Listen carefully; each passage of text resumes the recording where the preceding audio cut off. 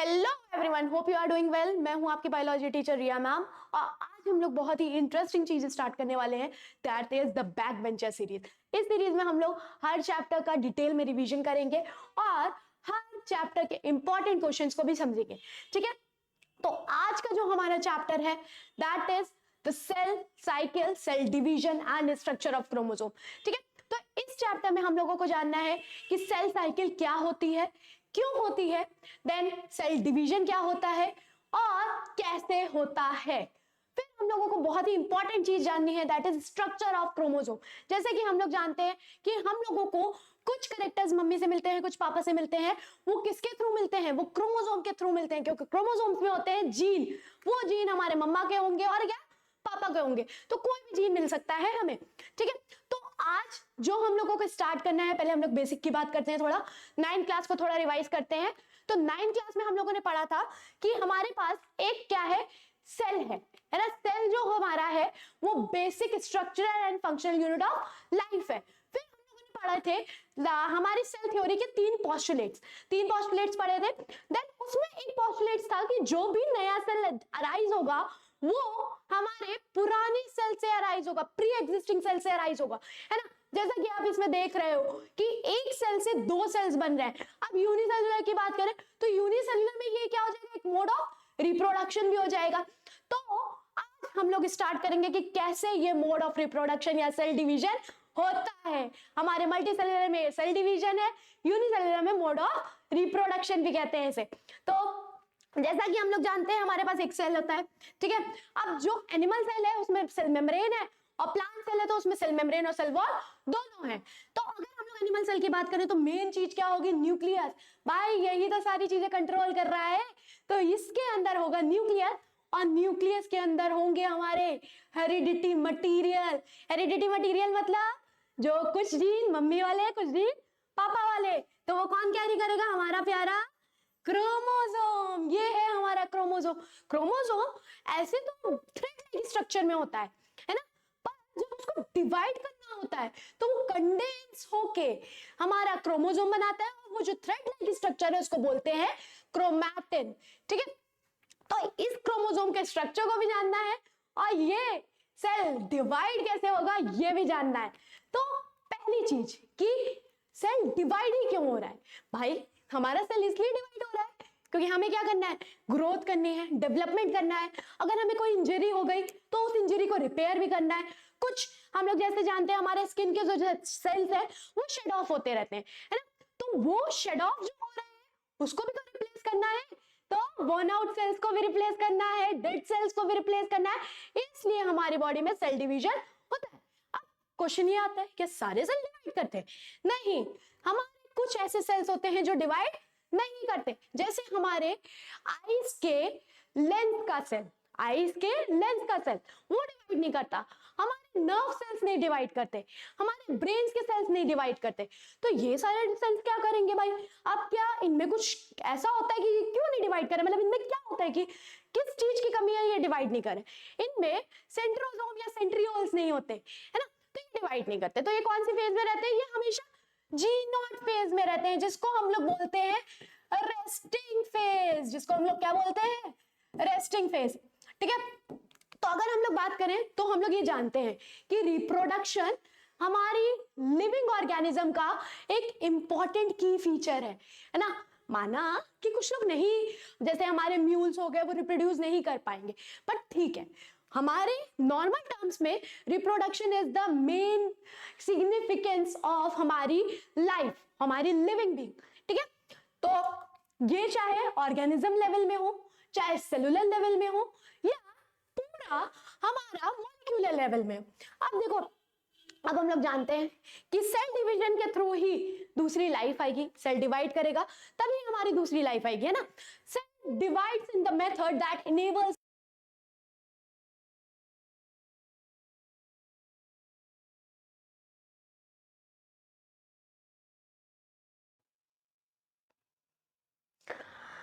हाँ, तो हम लोग ये जानते हैं कि सेल डिवाइड करेगा। क्यों डिवाइड करेगा भाई, उसको कंटिन्यू करना है एक जनरेशन से दूसरे जनरेशन, मतलब एक जनरेशन को बढ़ाना है, देन दूसरी जनरेशन को बढ़ाना है, इस जनरेशन आफ्टर जनरेशन को बढ़ाते बढ़ाते हमारा सेल डिवाइड करता है। अब फिर क्या होता है कि हम लोग ने बताया जैसे कि नया सेल हमेशा कहां से राइज होगा, प्री एग्जिस्टिंग वन से, और किस लिए राइज होगा, हमारी बॉडी के ग्रोथ के लिए, है ना। हम लोग को ग्रो होना है, हम लोगों को कुछ जो हमारे बॉडी के टिश्यूज हैं जो वॉर्न आउट हो चुके हैं, सेल्स हैं जो वॉर्न आउट हो चुके हैं, उनको रिपेयर करने के लिए, और हमारे रिप्लेसमेंट के लिए। जैसे आपको इंजरी हुई, इंजरी के बाद वो जो सेल्स हैं वो तो है नहीं, अब उधर नए सेल्स आएंगे तो उसको रिप्लेसमेंट के लिए, और हमारे रिप्रोडक्शन के लिए, ऑल लिविंग ऑर्गेनिज्म में, हर लिविंग ऑर्गेनिज्म में रिप्रोडक्शन हो सके इसलिए। अच्छा, अब जो सेल डिवीजन होता है वो दो पार्ट्स में, दो टाइप्स में होता है। एक होता है जो सेल डिवीजन होता है वो दो पार्ट्स में होता है, that is mitosis and meiosis. ठीक है, अभी हम लोग सब पढ़ेंगे माइटोसिस क्या होता है, मियोसिस क्या होता है, धीरे धीरे। अभी तो हम लोग इंट्रोडक्शन ले रहे हैं, तो इंट्रोडक्शन के थोड़े मजे ले लें। ठीक है, अब हम लोग जैसे जानते हैं कि मैंने बताया कि हम लोग को कुछ चीजें मम्मा से मिलेंगी, कुछ चीजें पापा से मिलेंगी, तो उन कुछ कैरेक्टर्स को क्या बोलते हैं, जीन बोलते हैं। उनको कैरेक्टर्स को क्या क्या बोलते हैं, जीन बोलते हैं। ये जीन कहाँ मिलते हैं, हमारे क्रोमोसोम में। कहाँ मिलते हैं, क्रोमोसोम में। और क्रोमोसोम कहाँ मिलते हैं, बताया था, हमारा सेल है, सेल के अंदर न्यूक्लियस है। अगर ये सेल डिवाइड नहीं कर रहा है तो इस न्यूक्लियस में थ्रेड लाइक स्ट्रक्चर होगा, इसको बोलेंगे क्रोमैटिन, इसको बोलेंगे क्रोमैटिन। न्यूक्लियस डिवाइड होने वाला होगा तो इसमें थ्रेड लाइक स्ट्रक्चर नहीं होगा, इसमें कंडेंस फॉर्म में क्या बन जाएंगे, क्रोमोसोम। इसमें कंडेंस फॉर्म में बन गए क्रोमोसोम, क्रोमोसोम बन गया। ठीक है, देखो the chromosomes are present on the nucleus of the cell, बताया न्यूक्लियस में प्रेजेंट है ना। और ये क्रोमोसोम क्या कंटेन करते हैं, डीएनए। इसीलिए मम्मी और पापा का डीएनए हम लोग से मैच करता है, मतलब हमारा डीएनए मम्मी पापा से मैच करता है। ठीक है, चलो अब जैसे कि आप लोग ये देख रहे हो, देखो बहुत खूबसूरत डायग्राम है कि एक सेल था, वो सेल दो डॉटर सेल्स में डिवाइड हो गया, है ना। अब ये जो दो डॉटर सेल्स में डिवाइड हुआ है, पहले तो ये एक दूसरे की एग्जैक्ट रेप्लिका बना रहा है ना। जैसा मदर सेल था वैसा डॉटर सेल है, वैसे ही डॉटर सेल बन रहा है। तो सेल डिवीजन एक ऐसा प्रोसेस है जिससे पेरेंट सेल डिवाइड होगा दो डॉटर सेल्स में। एक पेरेंट सेल था, वो पेरेंट सेल डिवाइड हो गया दो डॉटर सेल्स में। ठीक है, एक पेरेंट सेल था, वो पेरेंट सेल डिवाइड हो गया दो डॉटर सेल्स में। ठीक है, अब ये जो डॉटर सेल्स बने हैं ये एक दूसरे की एग्जैक्ट सिमिलर कॉपी होंगे, ये एक दूसरे की क्या होंगे, एग्जैक्ट सिमिलर कॉपी। ठीक, अब हम लोग बात करते हैं कि हमारा सेल डिवाइड ही क्यों कर रहा है। वैसे बात कर ली है हम लोगों ने, पर दोबारा बात कर लेते हैं, कोई प्रॉब्लम नहीं। तो सेल हमारा इसलिए डिवाइड कर रहा है क्योंकि हमें क्या करना है, ग्रोथ करनी है। ठीक है, हमारे बॉडी के जो रिपेयरमेंट्स हैं वो होने हैं, रिप्लेसमेंट होने हैं। ठीक, इन सारी चीजों के लिए। अब और किसके लिए, जो हमारी बॉडी में डीएनए की ओवरलोडिंग, मतलब हमारे सेल में डीएनए की ओवरलोडिंग ना हो जाए, इसलिए सेल डिवाइड कर रहा है। ठीक है, तो पहली चीज किसके लिए, ग्रोथ के लिए, डेवलपमेंट के लिए, रिपेयर के लिए और रिप्रोडक्शन के लिए। बात कर ली है हम लोगों ने कि इन चारों चीजों के लिए करेगा, growth, development, repair and to replace the worn out cells and for the reproduction. तो क्यों डिवाइड करेगा, अगर क्वेश्चन आता है तो लिख लोगे ना।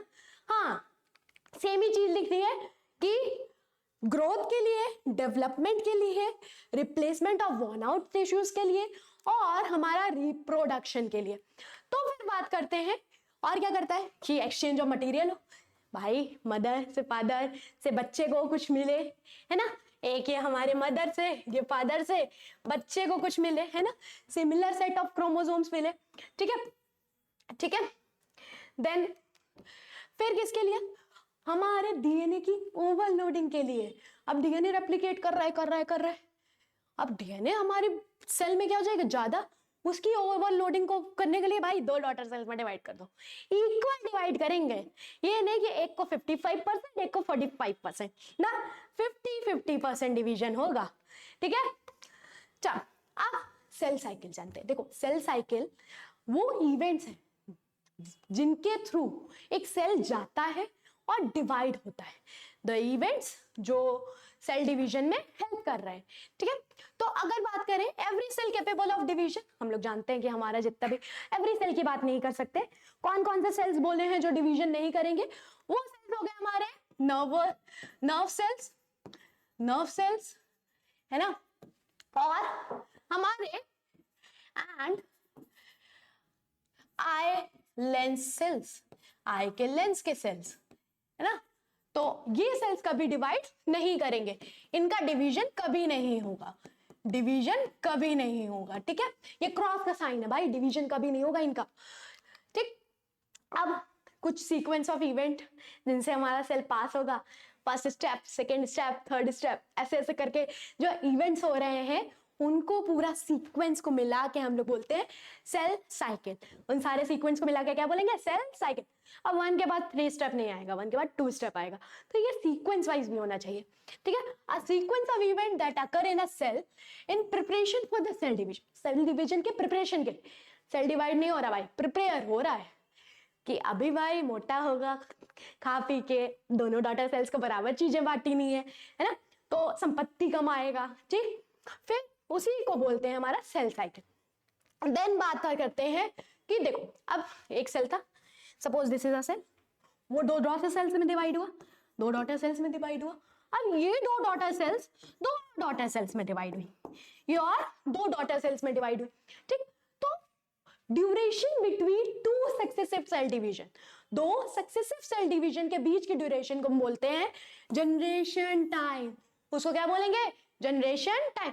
एक बार सेल डिवाइड हो गया, फिर दूसरी बार वही सेल डिवाइड हुआ, एक बार ये सेल डिवाइड हो गया, फिर उसके बाद जो 2 डॉटर सेल्स बने वो डिवाइड हुए, और इन 2 सक्सेसिव सेल डिवीजन को बोलेंगे क्या, जनरेटिव टाइम, ठीक है, जनरेशन टाइम, इसको क्या बोलते हैं, जनरेशन टाइम।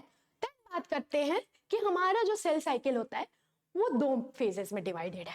ये हमारी प्यारी सेल साइकिल 2 फेजेस में डिवाइडेड है।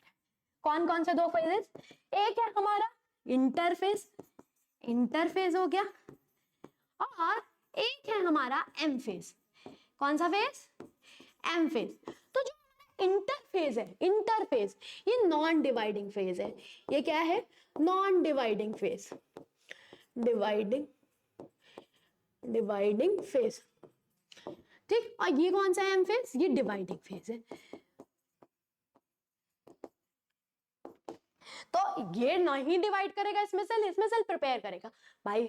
दोनों डॉटर्स को इक्वल चीजें बांटनी है 50-50 में, तो दोनों चीज एक डॉटर सेल्स के लिए, दोनों डॉटर सेल्स के लिए क्या करेगा, सारी चीजें डुप्लीकेट करेगा, मटेरियल्स डुप्लीकेट करेगा, डीएनए डुप्लीकेट करेगा, आरएनए डुप्लीकेट करेगा, सब करेगा, ठीक है। देन फिर वो डुप्लीकेशन के बाद क्या करेगा भाई, अब मुझे डिवाइड होना है क्योंकि मेरे दोनों के पास के लिए हमारे पास इक्वल अमाउंट ऑफ सब्सटेंसेस है, अब दोनों इक्वल अमाउंट में डिवाइड हो सकते हैं, ठीक है। तो a cell cycle consist of the following 2 phases, मैंने बताया जैसे कि 2 फेजेस होंगे, एक इंटरफेज, एक एम फेज। इंटरफेज क्या होगी, नॉन डिवाइडिंग फेज होगी, ये प्रिपरेटरी फेज है, इसमें अपने आप को सेल क्या करेगा, प्रिपेयर करेगा। देन जो हमारा एम फेज है वो डिवाइडिंग फेज है, एम फेज डिवाइडिंग फेज है, इसमें हमारा सेल अपने आप को डिवाइड करेगा, ठीक है। तो बता ही दिया कि हमारा सेल साइकिल को 2 पार्ट्स में डिवाइड किया, इंटरफेज और एम फेज। अब देखो इंटरफेज 3 पार्ट्स में डिवाइडेड है, इंटरफेज 3 पार्ट्स में, G1 S G2, G1 S G2, कौन कौन से में, G1 फेज, S फेज और G2 फेज, ठीक है। अब जो हमारा, हाँ, तो हमारा एम फेज 2 पार्ट्स में डिवाइडेड है, that is karyokinesis and cytokinesis. तो कैरियोकाइनेसिस मतलब होता है न्यूक्लियस, कैरियो मींस न्यूक्लियस और काइनेसिस मींस डिवीजन। तो इसमें क्या हो रहा होगा, डिवीजन ऑफ न्यूक्लियस हो रहा होगा, इसमें क्या हो रहा होगा, division of nucleus. Cyto means cytoplasm या सेल, साइटो मींस साइटोप्लाज्म या सेल, और काइनेसिस मींस डिवीजन। तो इसमें क्या हो रहा होगा, साइटोप्लाज्म का डिवीजन हो रहा होगा, साइटोप्लाज्म, है ना। तो अभी ये जो कैरियोकाइनेसिस है ये भी 3 पार्ट्स में होता है, सॉरी 4 पार्ट्स में होता है। कैरियोकाइनेसिस भी हमारा 4 पार्ट्स में होता है, 1 2 3 4। याद करने के लिए टी मैट, क्या है, पी मैट। अब जो हमारा कैरियोकाइनेसिस है वो 4 पार्ट्स में हो रहा है, that is P MAT. P MAT की बात करते हैं, दैट इज प्रोफेज। पहला इज प्रोफेज, ठीक। फिर दूसरा मेटाफेज, दूसरा इज मेटाफेज, देन तीसरा इज एनाफेज और फोर्थ इज टीलोफेज। तो हमारे कितनी फेजेस हो गई कैरियोकाइनेसिस की? 4 फेजेस हो गई। अब सुन, एक थोड़ा सा डिस्क्रिप्शन, मतलब एक बार दोबारा से पढ़ा देते हैं कि हमारा सेल साइकिल था। सेल साइकिल 2 पार्ट्स में डिवाइड हुआ, दैट इज इंटरफेज और हमारा एम फेज, ठीक है। अब इंटरफेज हमारा 3 पार्ट्स में डिवाइडेड है, G1 S G2, G1 S G2, ठीक। अब जो हमारा एम फेज है वो 2 पार्ट्स में डिवाइडेड है। एम फेज कितने पार्ट्स में डिवाइडेड है? 2 पार्ट्स में। देखिए, दैट इज कैरियोकाइनेसिस मतलब division of nucleus, and cytokinesis मतलब डिवीजन ऑफ साइटोप्लाज्म या सेल, ठीक। जो हमारा कैरियोकाइनेसिस है वो 4 पार्ट्स में डिवाइडेड है। कौन सा? पी मैट, ठीक है, PMAT मैट, ठीक, पी मैट। अब पी मैट में क्या हो गया? पहला प्रोफेज, दूसरा मेटाफेज, तीसरा एनाफेज, चौथा टीलोफेज। तो 4 फेजेस हो गए, pro meta ana Tillo, pro meta ana telo, ठीक। अब जो प्रोफेज है वो पढ़ना है, मेटा एना टीलो सब पढ़ना है, आराम से पढ़ेंगे पूरा हम लोग 1 घंटा, मस्त, ठीक। अब सुनो, अब ये तो हो गया हमारा सेल साइकिल के बारे में, ठीक। कोई भी पूछे सेल साइकिल, मस्त सा डायग्राम बनाना है, ये फ्लो चार्ट, और तुमको पूरे मार्क्स मिलेंगे, पूरे, ठीक। अब बात करते हैं हमारे प्यारे इंटरफेज की। इंटरफेज की बात करें तो ये कौन सी फेज है? नॉन डिवाइडिंग फेज है। कौन सी है? Non dividing. इसमें सेल डिवाइड नहीं करेगा, है ना, इसमें सेल डिवाइड नहीं करेगा, तो ये नॉन डिवाइडिंग फेज है। अब इसकी बात कर लेते हैं। देखो, इसमें सेल क्या करेगा भाई? सारी चीजों को डुप्लीकेट करेगा। अब सेल है भाई, उसको भी 2 डॉटर सेल्स में डिवाइड होना है, दोनों को इक्वल जायदादें देनी है, तो दोनों को इक्वल चीजें देनी है, तो दोनों के लिए इक्वल बनाना भी तो है, तो अब इक्वल बनाने में काम करेगा, प्रिपरेशन करेगा, ठीक। अब इंटरफेज की बात करें तो जैसे कि बताया, नॉन डिवाइडिंग फेज और प्रिपरेटरी फेज है। It is a non dividing and preparatory phase, देख, जिसमें सेल अपने आप को प्रिपेयर करेगा किसके लिए? नेक्स्ट सेल डिवीजन के लिए, अगले सेल डिवीजन के लिए, मतलब एम फेज के लिए, ठीक। To grow the same size of its mother cell जैसा, जैसे मदर सेल था, जैसे अभी हम लोग ने ये बनाया था। अब ये वाला जो सेल है, ये वाला सेल, एक मिनट को दूसरा कलर लेने दो, हाँ, ये वाला जो सेल है ये किसकी तरह? अब ये अपने मदर के साइज की तरह बड़ा होगा, same size as mother cell, उतना बड़ा होगा तब डिवाइड होगा, ठीक है। देन बात करते हैं कि जो हमारा क्रोमैटिन मटेरियल है, दैट इज क्रोमोसोम, जो कंडेंस हो जाएगा। क्रोमैटिन मटेरियल डुप्लीकेट होगा, डुप्लीकेशन ऑफ डीएनए होगा, डीएनए का कंटेंट भी डुप्लीकेट, क्रोमैटिन मटेरियल डुप्लीकेट तो डीएनए भी डुप्लीकेट।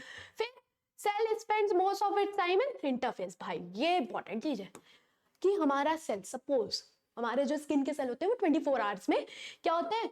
रिन्यू हो जाते हैं, मतलब डिवीजन हो जाता है उनका।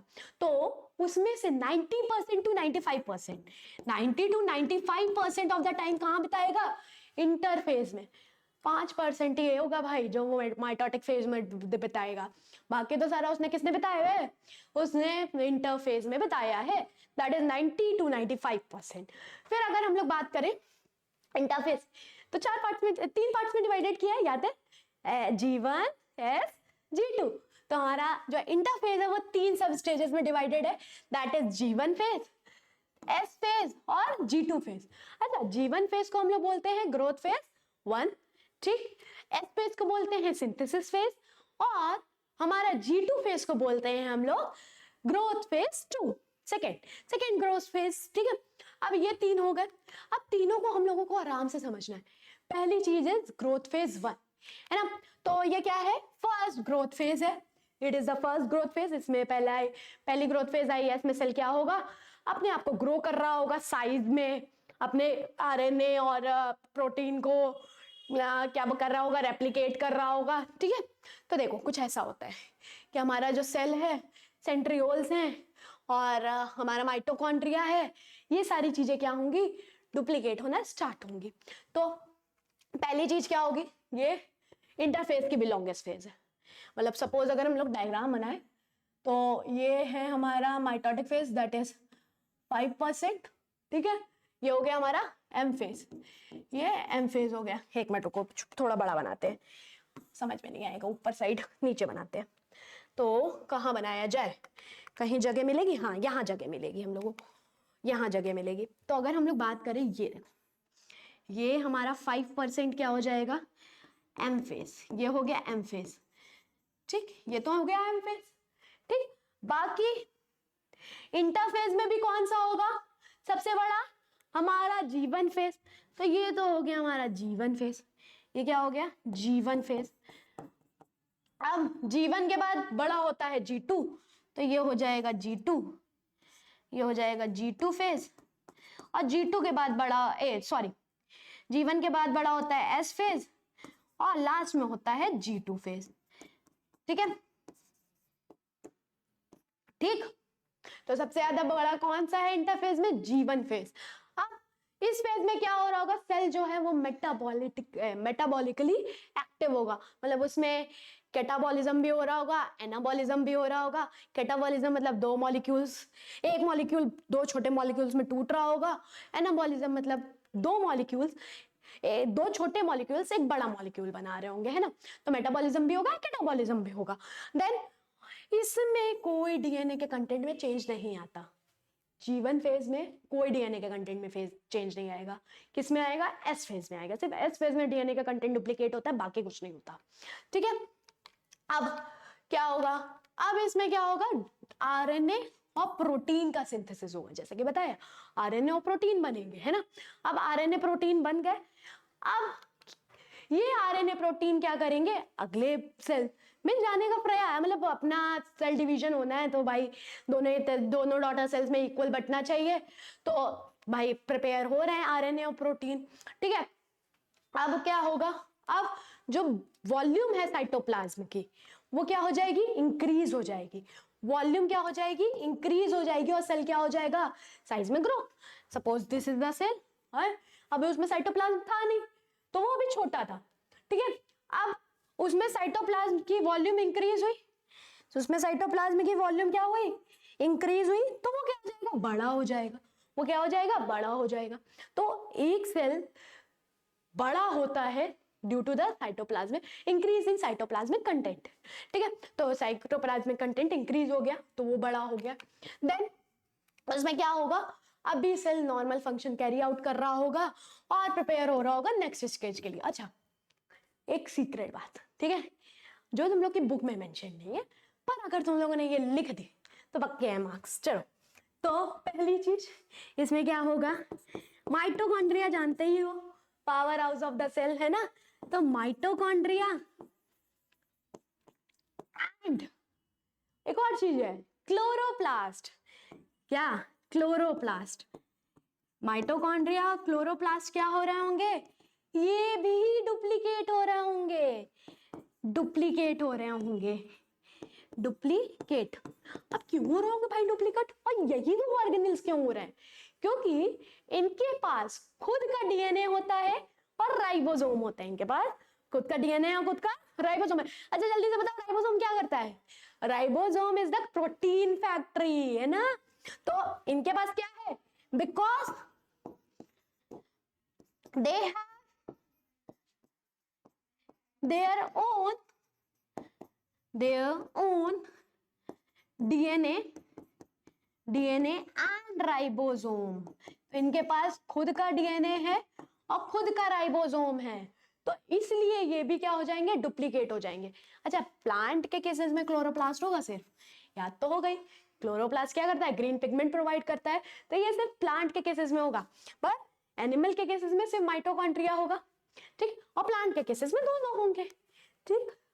चलो अब आगे बात करते हैं। भाई ये बहुत ही इंपॉर्टेंट चीज है, लिखी नहीं है बुक में, अगर तुमने लिख दी सही में एग्जामिनर तुमसे इंप्रेस हो जाएगा।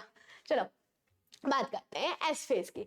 अब एस फेज की बात करें तो एस फेज को जैसे मैंने बताया क्या है, सिंथेसिस फेज है। कौन सी फेज है? सिंथेसिस। अब इसमें क्या हो रहा होगा? किसका सिंथेसिस हो रहा होगा? इसमें हमारे प्यारे प्यारे डीएनए भैया का सिंथेसिस हो रहा होगा, डुप्लीकेशन हो रहा होगा, है ना। तो इसमें डीएनए, और अगर डीएनए डुप्लीकेट होगा तो हमारा क्या डुप्लीकेट होगा? क्रोमोसोम भी डुप्लीकेट हो जाएगा। चलो, in this phase synthesis of DNA takes place, मतलब duplication of DNA takes place. DNA क्या होगा? डुप्लीकेट होगा, और chromosomes start producing their copy. तो हमारे क्रोमोसोम्स भी क्या करेंगे? अपनी कॉपी बनाने लग जाएंगे। देखना, ये देखो डीएनए का सिंथेसिस हुआ, है ना, और हमारे क्रोमोसोम ने क्या किया? अपनी कॉपी बना ली। देन हमारी बहुत ही लास्ट फेज है भाई ये इंटरफेस की, that is G2 phase.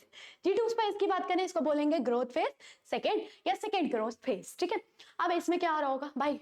DNA का जो कंटेंट डबल हो गया है वो एस फेज में हो गया, अब उसके बाद नहीं होगा, ठीक है। उसके बाद कंटेंट डबल नहीं होगा, रुक गया, डीएनए का कंटेंट रुक गया डुप्लीकेशन में। अब क्या होगा इसमें?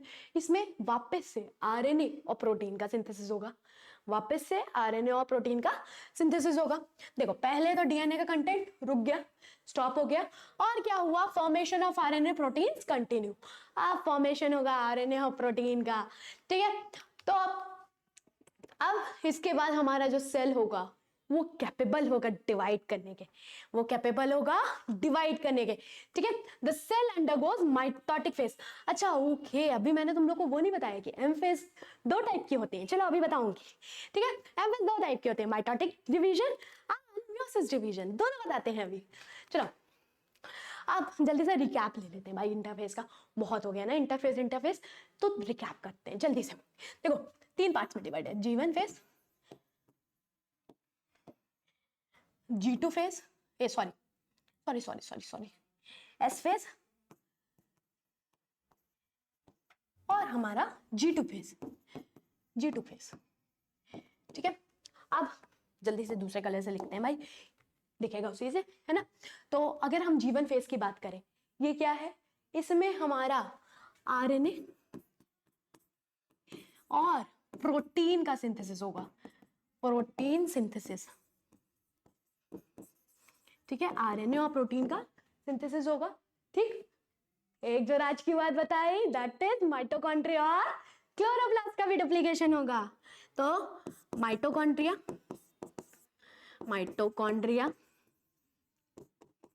एंड क्लोरोप्लास्ट डुप्लीकेशन,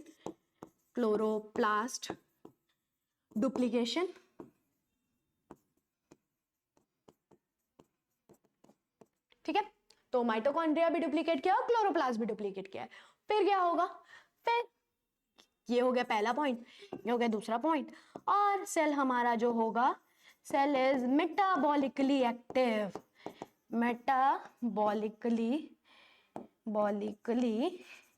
एक्टिव, है ना। तो हमारा जो सेल है वो मेटाबॉलिकली एक्टिव है, ठीक। अब बात करते हैं एस फेज की। भाई G1 फेज के बाद एस ही तो आएगी, ये है सिंथेसिस फेज। ये कौन सी है? सिंथेसिस फेज है।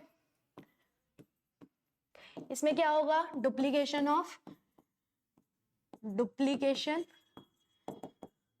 ऑफ डीएनए और duplication of chromosome, chromatin material लिखना, डुप्लीकेशन ऑफ, क्यों क्रोमैटिन मटेरियल? क्योंकि अभी हमारा सेल जो है वो डिवाइड नहीं कर रहा, तो क्रोमोसोम नहीं बनाएगा क्रोमैटिन मटेरियल, है ना। कंडेंस अभी नहीं होगा। फिर बात करते हैं G2 फेज की। भाई वापस से क्या होगा? सेकेंड ग्रोथ फेज है, सेकेंड ग्रोथ फेज, और हमारा जो सेल होगा वो क्या करेगा? सिंथेसिस करेगा, synthesis of RNA and DNA, है ना। तो ये हो गया भाई, ये हो गया रिकैप। जल्दी से देख लो क्या क्या हुआ। हमारा growth phase first growth phase, फिर उसमें डीएनए मतलब आरएनए एंड प्रोटीन का सिंथेसिस हुआ, और माइटोकॉन्ड्रिया और क्लोरोप्लास्ट भी क्या हुआ? डुप्लीकेट हुआ। क्यों? क्योंकि उसमें क्या प्रेजेंट है?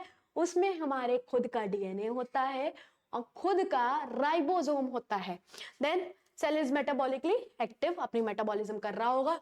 फिर एस फेज में सिंथेसिस फेज है, तो डुप्लीकेशन करेगा डीएनए का, डुप्लीकेशन करेगा क्रोमैटिन मटेरियल का। फिर हमारा आता है ग्रोथ फेज 2। तो ग्रोथ फेज 2 में क्या है कि हमारा जो synthesis of DNA, oh sorry sorry sorry sorry, मैंने डीएनए लिख दिया, प्रोटीन, सॉरी सॉरी, प्रोटीन है ना, synthesis of RNA and protein होगा। ठीक, अब बात करते हैं हमारे बहुत ही इंपॉर्टेंट फेज एम फेज की। तो अगर हम एम फेज की बात करें तो एम फेज दो पार्ट्स में होता है। एक होता है माइटोटिक डिवीजन, माइटोसिस होता है, एक होता है मियोसिस। ठीक है, अब माइटोसिस और मियोसिस हो किस में रहा होता है? माइटोसिस हो रहा होता है हमारे सोमैटिक सेल्स में। सोमैटिक सेल्स, जानते हो सोमैटिक सेल्स कौन से होते हैं? सोमैटिक सेल्स वो सेल्स होते हैं, मतलब हमारी बॉडी के सारे cells other than reproductive cells, all body cells, all body cells other than reproductive cells, reproductive cells। अब reproductive cells में क्या हो रहा होगा? उनमें होता है मियोसिस। उनमें क्या होता है? मियोसिस। ये किसमें होगा? रिप्रोडक्टिव सेल्स में होगा, रिप्रोडक्टिव सेल्स में होगा। ठीक है, अब आगे बात कर लेते हैं। अब अगर हम लोग एम फेज की बात करें तो ये हमारी डिवाइडिंग फेज है। हम लोग जानते हैं, हम लोग पढ़ लिए हैं तब कि भाई ये डिवाइडिंग फेज है, डिवाइडिंग फेज है। तो ये डिवाइडिंग फेज है, इसमें सेल क्या करेगा? डिवाइड करेगा। अब mitosis consist of the following phases. मैंने बताया क्या होगा? कैरियोकाइनेसिस होगा और साइटोकाइनेसिस होगा। कैरियोकाइनेसिस मतलब डिवीजन ऑफ न्यूक्लियस और साइटोकाइनेसिस मतलब डिवीजन ऑफ साइटोप्लाज्म, है ना। तो ये बात तो दिमाग में आ ही गई होगी, अब रट गया होगा भाई, दिमाग में बस गया होगा कि अब कैरियोकाइनेसिस मतलब डिवीजन ऑफ न्यूक्लियस, साइटोकाइनेसिस मतलब डिवीजन ऑफ साइटोप्लाज्म। देन हम लोग बात करते हैं हमारे टाइप्स ऑफ सेल डिवीजन की। अभी बताया सेल डिवीजन कितने टाइप्स का होगा? दो टाइप्स का हो सकता है। तो हमारा क्या होगा? मियोसिस होगा, माइटोसिस होगा। अब दोनों में डिफरेंस क्या है? अब हम लोग को ये पढ़ना है। अगर हम लोग दोनों की डिफरेंस की बात करें तो देखो, ये हमारा मियोसिस है, ये हमारा माइटोसिस है, ये हमारा मियोसिस। मियोसिस माइटोसिस क्या होता है? ये सिंगल स्टेज प्रोसेस है, एक बार हुआ खत्म, एक बार में खत्म डिवीजन। मियोसिस में क्या होता है? दो बार होता है, मियोसिस 1, मियोसिस 2। अब मियोसिस 1 में क्या होगा कि हमारे जो क्रोमोसोम है उसका नंबर क्या हो जाएगा? रिड्यूस हो जाएगा, हाफ हो जाएगा। अगर जैसे मैंने कहा कि ये हमारा माइटोसिस की बात करते हैं, पहले माइटोसिस की बात करेंगे, फिर हम मियोसिस की बात करेंगे। मियोसिस में क्या, हम माइटोसिस की बात करें तो बनाते हैं, ये हमारा सेल था। ठीक, अब हमारे अंदर कितने क्रोमोसोम्स होते हैं? 46 लेके चलते हैं। ठीक है, हम लोग दूसरे किसी प्राणी की बात नहीं करते, हम लोग अपनी प्राणी की बात करते हैं। तो माइटोसिस में क्या होगा? ये 46 नंबर ऑफ क्रोमोसोम है, नॉर्मल डिवीजन हो जाएगा और जो डॉटर सेल्स बनेंगे उनमें भी क्या होगा? इक्वल नंबर ऑफ क्रोमोसोम्स होंगे। तो यहां लिख सकते हैं इक्वल नंबर ऑफ क्रोमोसोम, है ना। इसमें क्या होगा? इक्वल नंबर ऑफ क्रोमोसोम होंगे। अब बात करते हैं मियोसिस की। मियोसिस की बात कर लेते हैं भाई। मियोसिस की बात करें तो मियोसिस क्या है? दो पार्ट्स में होगा। पहला 46, ये बनाएगा 23 और 23। अब देखो हाफ ही हो गए, है ना। तो ये जो हुआ, ये मियोसिस 1 जो हुआ है, इस मियोसिस 1 इसको बोलते हैं रिडक्शनल डिवीजन। इसको क्या बोलते हैं? Reductional division. देखो रिड्यूस हो गया, रिडक्शनल डिवीजन, है ना। रिड्यूस हो गया इसलिए उसको बोलेंगे रिडक्शनल डिवीजन। तो अब हमारा क्रोमोसोम का नंबर क्या हो गया? रिड्यूस हो गया, इसलिए उसको बोलेंगे रिडक्शनल डिवीजन। अब देखो, अब इसके बाद मियोसिस 2 होगा। तो जरा इस वाले सेल को ऊपर बना ले, इस वाले को 46 वाले को, ये 46 यहाँ बना देते हैं। ठीक, अब ये जो 23 है ये भी डिवाइड होंगे, है ना। तो ये जो 23, ये जो 23, अब ये 23 ही रहेंगे। अब ये 23 ही रहेंगे। तो अब ये जब 23 के 23 है, ये तो मियोसिस 2 हो गया, मियोसिस सेकेंड, और इसको बोलते हैं इक्वेशनल डिवीजन। इसको क्या बोलते हैं? Equational division. ठीक है, तो इसको बोलेंगे इक्वेशनल डिवीजन। एक हो गया रिडक्शनल डिवीजन, एक हो गया इक्वेशनल डिवीजन, मतलब जितने क्रोमोसोम थे उतने क्रोमोसोम थे। इसमें क्या हो जाएंगे? हाफ नंबर ऑफ क्रोमोसोम क्या हो गए, हाफ नंबर हो गए। 46 से स्टार्ट हुआ था 23 हो गए, है ना। अब बात करते हैं कि माइटोसिस, पहले पहले पूरा माइटोसिस पढ़ना है भाई। प्रोफेज, मेटाफेज, एनाफेज, टीलोफेज, तीनों पढ़ने, चारों पढ़ने और आराम से पढ़ने भाई, बहुत इंपॉर्टेंट है। क्योंकि सबसे ज्यादा क्वेश्चन वही 4 फेजेस से पूछे जाते हैं भाई। तुम लोग जानते हो वो लोग क्या करते हैं कि एक डायग्राम दे दिया, कहते हैं इससे पहले या इसके बाद वाले फेज का डायग्राम बना दो। डायग्राम तो इतने इंपॉर्टेंट है, कहने की बात नहीं भाई। सीरियसली, एक फेज दिया, ये फेज पहचानो, इसके पहले वाला उसके बाद वाला डायग्राम बना दो। कोई भी पूछ सकते हैं, या तो पहले वाले पूछ सकते हैं या तो बाद वाले पूछ सकते हैं, है ना। तो भाई इसके डायग्राम्स पढ़ना बहुत इंपॉर्टेंट हो गया है। अगर डायग्राम्स नहीं याद होंगे ना तो भाई चैप्टर बहुत हलवा है, बस डायग्राम्स का खेल है। सीरियसली, अगर डायग्राम्स याद हो गए तो चैप्टर बहुत हलवा है। चलो अब बात करते हैं माइटोसिस की, ठीक है। अगर माइटोसिस की बात करें तो माइटोसिस में क्या होगा, हमारा इक्वेशनल डिवीजन है। ये क्या है, इक्वेशनल डिवीजन, है ना। तो जो हमारे डॉटर सेल्स होंगे उनमें जो नंबर ऑफ क्रोमोसोम्स होगा वो क्या होगा, बराबर होगा as compare to parent cells. Daughter cells में नंबर ऑफ क्रोमोसोम्स बराबर होंगे as compare to parent cells, ठीक है। अब माइटोटिक फेज की बात करते हैं, किसमें होगा बता चुकी हूँ यार, इतना तो बता ही चुकी हूँ, तो याद तो हो गया होगा। सोमैटिक सेल्स, किसमें, सोमैटिक सेल्स, और 2 आइडेंटिकल डॉटर सेल्स बनेंगे। क्या बनेंगे, 2 आइडेंटिकल डॉटर सेल्स बनेंगे एक पेरेंट सेल्स से, ठीक है।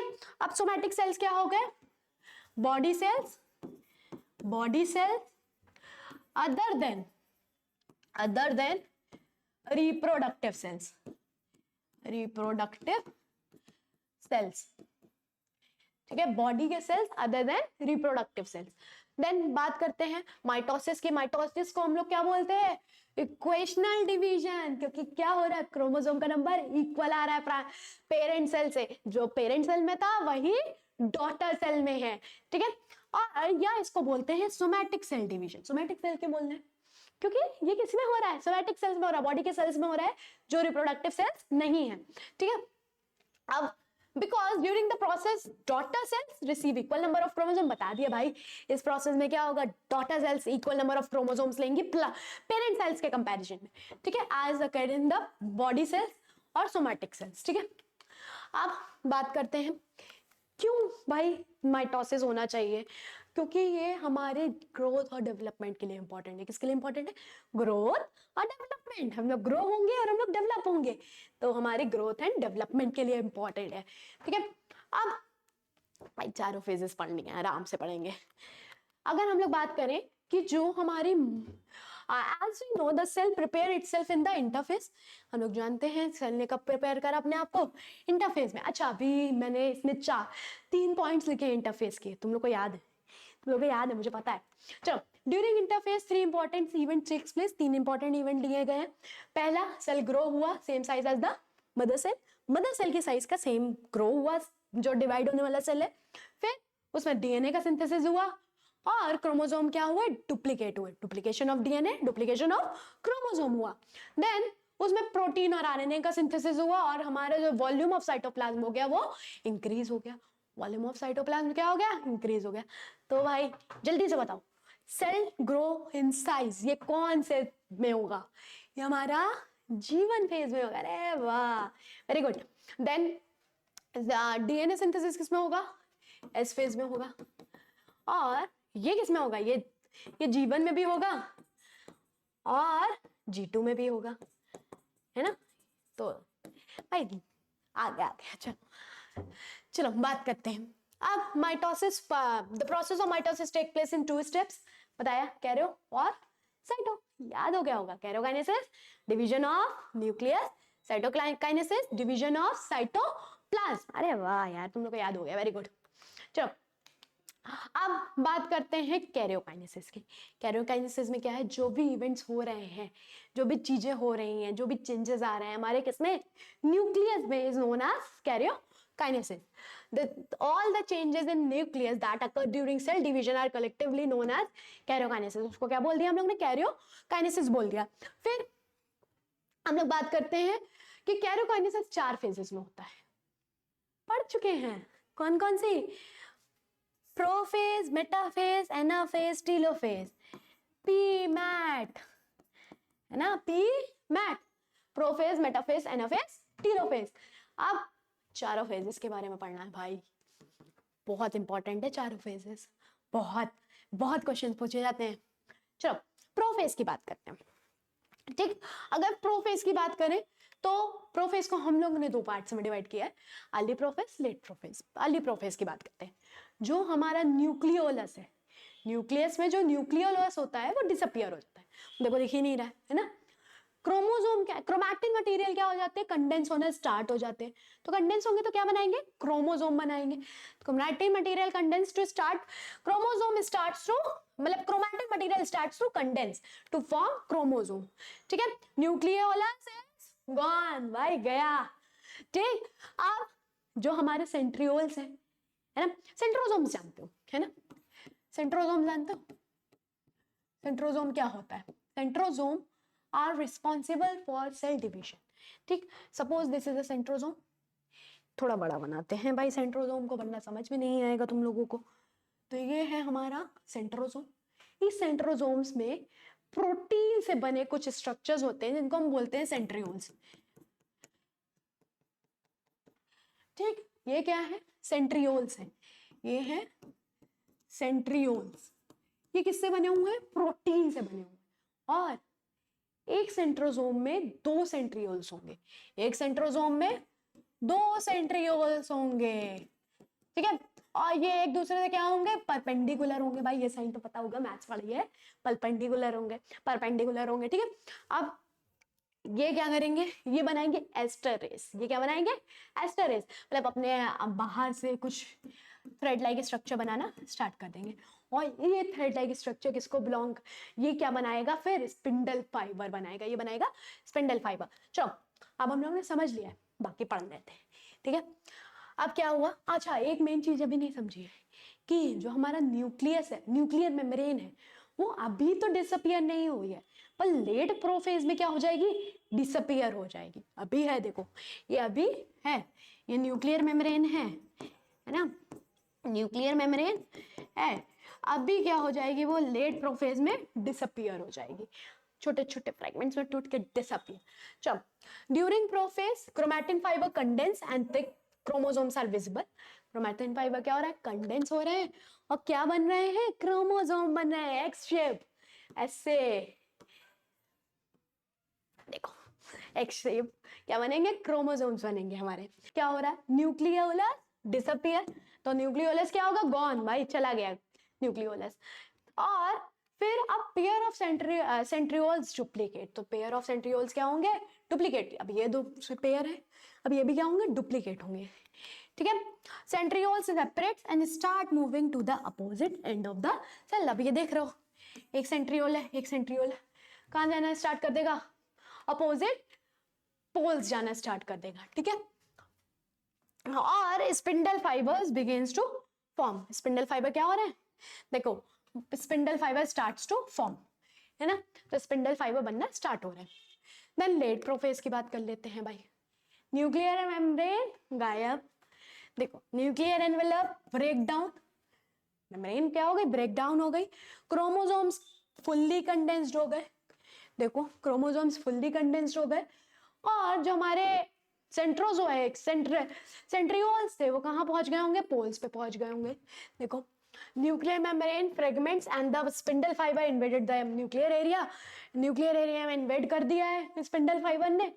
और हमारे सेंट्रियोल्स कहाँ पहुंच गए हैं, अपोजिट पोल्स पे पहुंच गए, बता दिया भाई।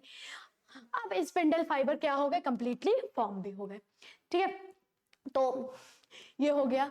देन आता है हमारा मेटाफेज। अब मेटाफेज में क्या होगा, ये जितने भी क्रोमोसोम्स थे ना, वो एक इक्वेटेरियल लाइन पे आ जाएंगे, मतलब इक्वेटर पे आ जाएंगे, जिसको बोलते हैं मेटाफेज प्लेट, जिसको क्या बोलते हैं, मेटाफेज प्लेट, ठीक है। तो देखो ऐसा, ये हमारे सारे क्रोमोसोम्स कहाँ आ गए, मेटाफेज प्लेट पे, कहाँ, मेटाफेज प्लेट। अरे याद नाम नहीं होगा ऐसे कैसे, देखो मेटाफेज है तो उसकी प्लेट हो गई मेटाफेज प्लेट, या इक्वेटोरियल प्लेट भी बोल सकते हैं, ठीक है, कुछ भी बोल सकते हैं क्योंकि इक्वेटर वाली लाइन है। The chromosomes are aligned at the metaphase plate या इक्वेटोरियल प्लेट, मेटाफेज प्लेट पे आ गया या इक्वेटोरियल प्लेट पे आ गया। देन हमारा क्या हुआ, centrioles moves at the polar end and projects spindle fibre to connect to each chromosome. अब देखो हमारे स्पिंडल फाइबर कनेक्ट हो गए हैं और जहां से कनेक्ट हुए ये देखो, ये सेंट्रोमियर के ऊपर एक डिस्क लाइक स्ट्रक्चर होता है जिसको बोलते हैं काइनेटोकोर। इसको क्या बोलते हैं, काइने, एक मिनट स्पेलिंग गलत हो गई, हाँ काइनेटोकोर, उसको क्या बोलेंगे, काइनेटोकोर। तो डिस्क लाइक स्ट्रक्चर किस पे होता है, सेंट्रोमियर पे होता है, ठीक है। अब एनाफेज आ गया भाई, एनाफेज बहुत इजी, बहुत। चलो बात करते हैं, ये देखो दिख रहा है, ये जो हमारे जो डॉटर सेल्स, ये दो डॉटर सेल्स, सॉरी दो क्रोमोसोम्स है, सिस्टर क्रोमैटिड्स, अब उनको खींचा जा रहा है अपोजिट पोल पे, उनको खींचा जा रहा है अपोजिट पोल पे। तो ये हो गया हमारा क्या, एनाफेज हो गया। तो हमारा during anaphase the sister chromatid separated at the centromere, centromere से खींचा गया। अब देखो जब इनको खींचा जाता है ना तो इनके बहुत अलग अलग शेप्स बनते हैं, वो हम लोग अभी टाइप्स ऑफ क्रोमोसोम्स में पढ़ेंगे, वो शेप्स कैसे बनते हैं, है ना।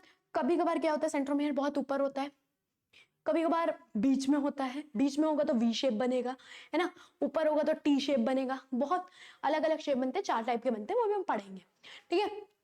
फिर the separated chromosomes are pulled to opposite end of the cell, देखो लेके जाया जा रहा है अपोजिट एंड, ठीक है। और हमारा partial division of cytoplasm begin, देखो यहाँ देख रहे हो ये फरो बन रहा है, क्या बन रहा है, फरो। और ब्रोज ये बात याद रख लो, फरो सिर्फ प्लांट सेल में, सॉरी फरो सिर्फ एनिमल सेल में बनेगा, प्लांट सेल में नहीं, क्योंकि प्लांट सेल में जो सेल वॉल है वो बहुत रिजिड है, अब अंदर कैसे जाएगी वो फरो के फॉर्म में। तो एनिमल सेल में बनता है फरो और प्लांट सेल में बनती है सेल प्लेट, प्लांट सेल में क्या बनती है, सेल प्लेट, ठीक है। अब टीलोफेज आ गया भाई, फरो बन गया। अब फरो के बाद क्या होगा, वो धीरे धीरे फरो डिपेन होगा, वो 2 पार्ट्स में टूट जाएगा, फरो डिपेन हुआ और वो 2 पार्ट्स में टूट गया, ठीक है। Each sister chromatids that reaches the opposite pole, तो जितनी भी सिस्टर क्रोमैटिड्स हैं अपोजिट पोल पे पहुंची, अनकॉइल हो गई, है ना। अब वो अनकॉइल हो गई, अब अनकॉइल होके वो वापस से क्या बनाएंगे, वो थ्रेड लाइक स्ट्रक्चर, उसको बोलते हैं क्रोमैटिन रेटिकुलम, उसको क्या बोलते हैं, क्रोमैटिन रेटिकुलम, वो क्लस्टर लाइक स्ट्रक्चर बनाएंगी, है ना, तो उसको बोलेंगे क्रोमैटिन रेटिकुलम।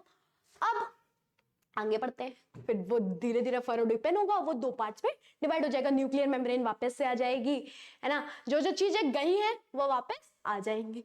तो starts to moving uncoil, thinning and elongating, they forms a network like structure called chromatin reticulum, इसी को बोलते हैं cluster like structure, जो बोलते हैं जिसको chromatin reticulum, ठीक।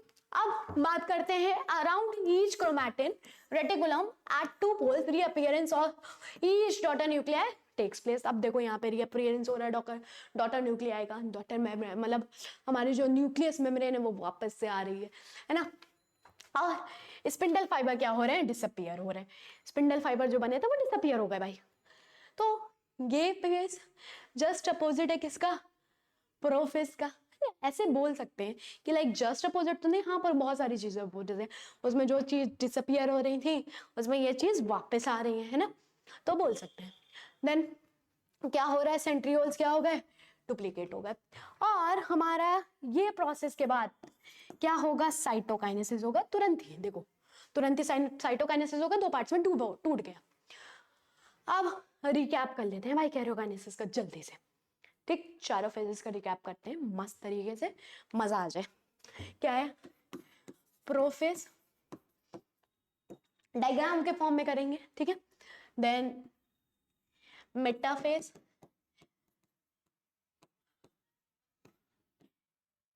एनाफेज, एनाफेज, टीलोफेज, ठीक, प्रो मेटा एना टीलो, ठीक। अब जल्दी जल्दी डायग्राम के फॉर्म में, पहले इसको लेट प्रोफेज डाल देते मैं, अर्ली लेट, चलो अर्ली की बात करते हैं। अर्ली में क्या क्या हुआ था, ये जो हमारा न्यूक्लियर मेम्ब्रेन थी वो डिसअपियर होना स्टार्ट हो गई थी। पहले तो न्यूक्लियोलस गायब हो गया था, न्यूक्लियोलस डिसअपियर है ना, और न्यूक्लियोलस डिसअपियर, कभी कभार ज्यादा लग जाते हैं वर्ड्स। हाँ, तो डिसअपियर, स्पिंडल है वो हमारे सेंट्रियोल्स क्या होंगे, सॉरी गलत बना दिया, सेंट्रियोल्स, हाँ सेंट्रियोल्स परपेंडिकुलर होंगे, सेंट्रियोल्स परपेंडिकुलर होंगे। ये क्या होंगे, डुप्लीकेट होंगे, centrioles duplicate, centriole duplicate.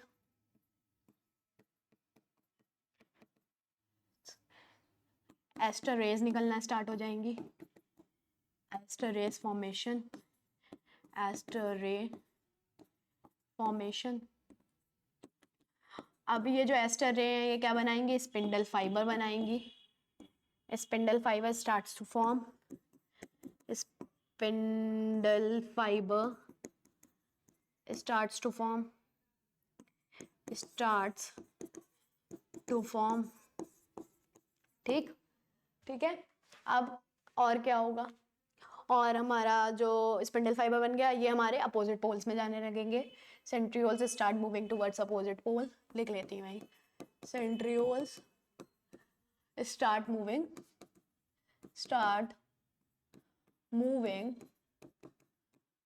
Towards pole, ठीक। अब बात करते हैं लेट की, तो सेंट्रियोल्स पहुंच गए हैं, एक मिनट, सेंट्रियोल्स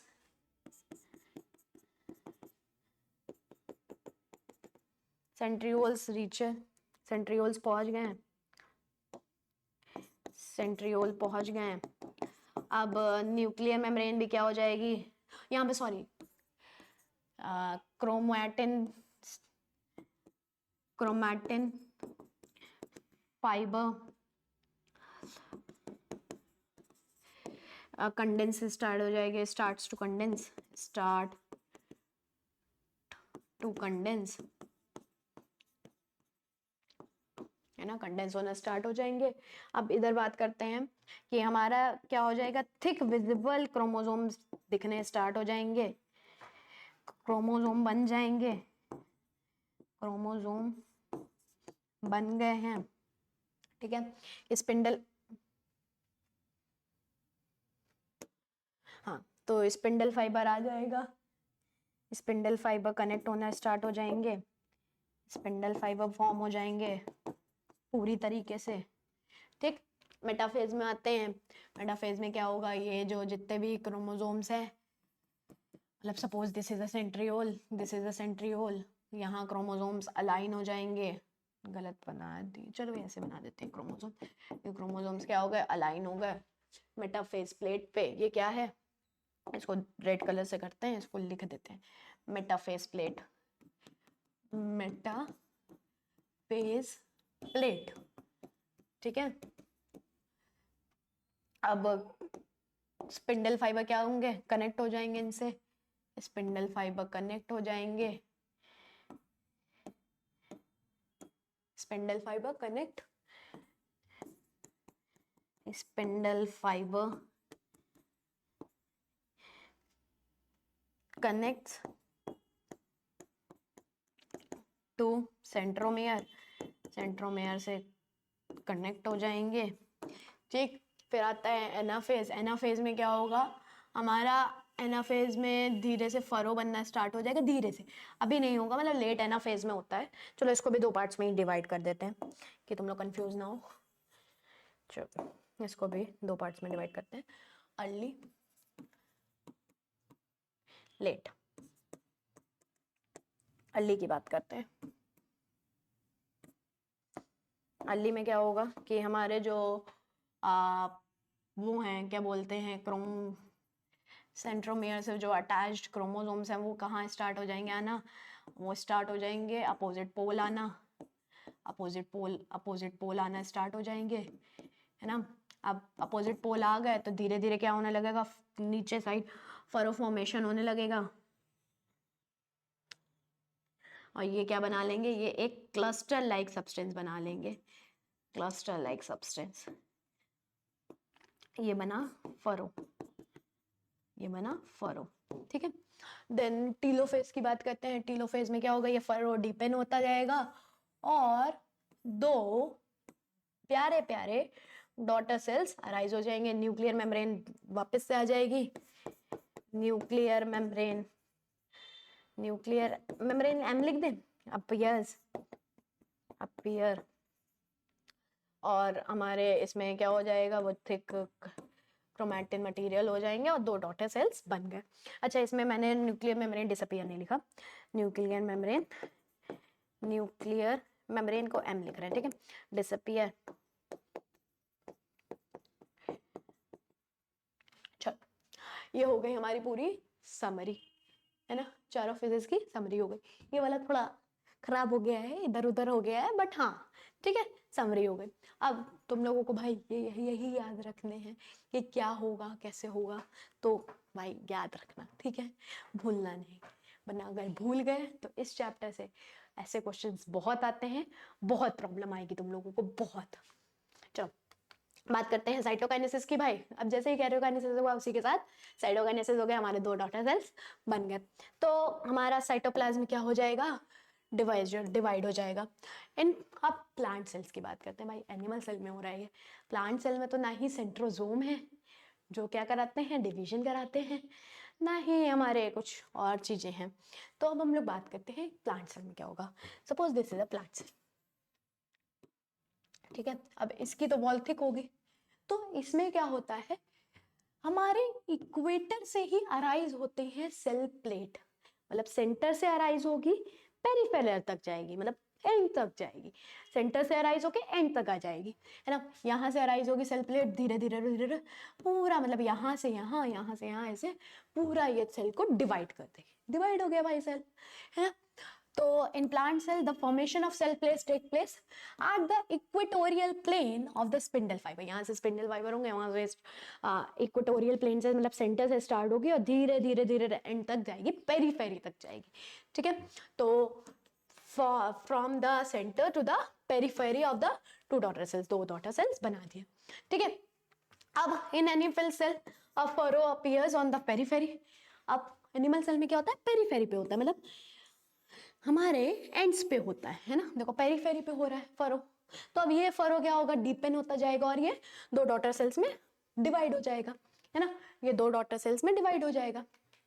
अब सिग्निफिकेंस बात करें माइटोसिस की, माइटोसिस के सिग्निफिकेंस की बात करें तो helps in maintaining the number of chromosome that of parent cell. भाई जितने पेरेंट सेल में थे उतने ही डॉटर सेल्स में, इसीलिए तो इसको इक्वेशनल डिवीजन भी बोल रहे हैं, और ये मेंटेन भी कर रहा है 46, तो 46 है ना।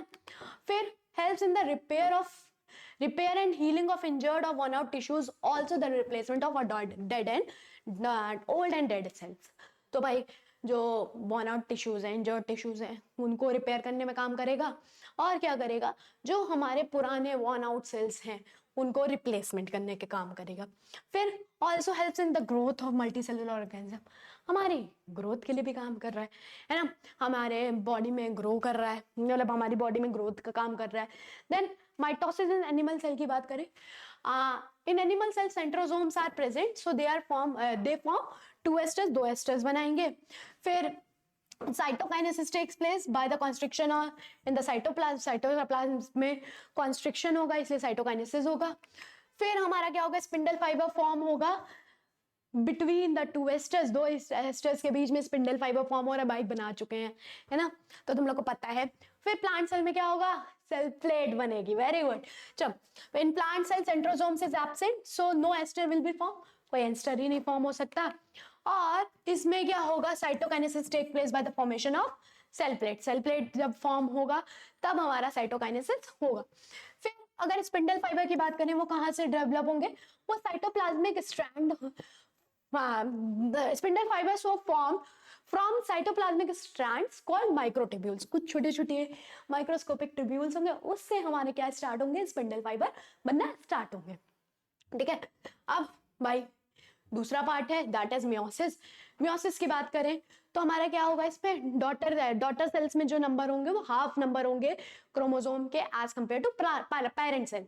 तो it is a special type of cell division that produces sex cells या गैमेट्स। तो क्या बनाने में काम आएगा, सेक्स सेल बनाने में काम आएगा, गैमेट्स में काम आएगा। मतलब स्पर्म ह्यूमंस की बात कर रहे हैं, एंड ओवम बनाने में काम आएगा, है ना, स्पर्म या ओवम बनाने में काम आएगा। तो it takes place in the reproductive organ, बताया रिप्रोडक्टिव ऑर्गन में होगा, मेल्स में क्या है टेस्टिस, फीमेल्स में क्या है ओवरीज, और क्या बनाएगा स्पर्म एंड ओवम बनाएगा। प्लांट्स में भी होगा, फ्लावर्स में भी होगा, तो उसमें क्या बनाएगा, एंथर में होगा और ओवरी में होगा, तो पॉलन ग्रेन और ओव्यूल्स बनाएगा, है ना, पॉलन ग्रेन्स और ओव्यूल्स बनाएगा। देन बात करते हैं हमारे मायोसिस की।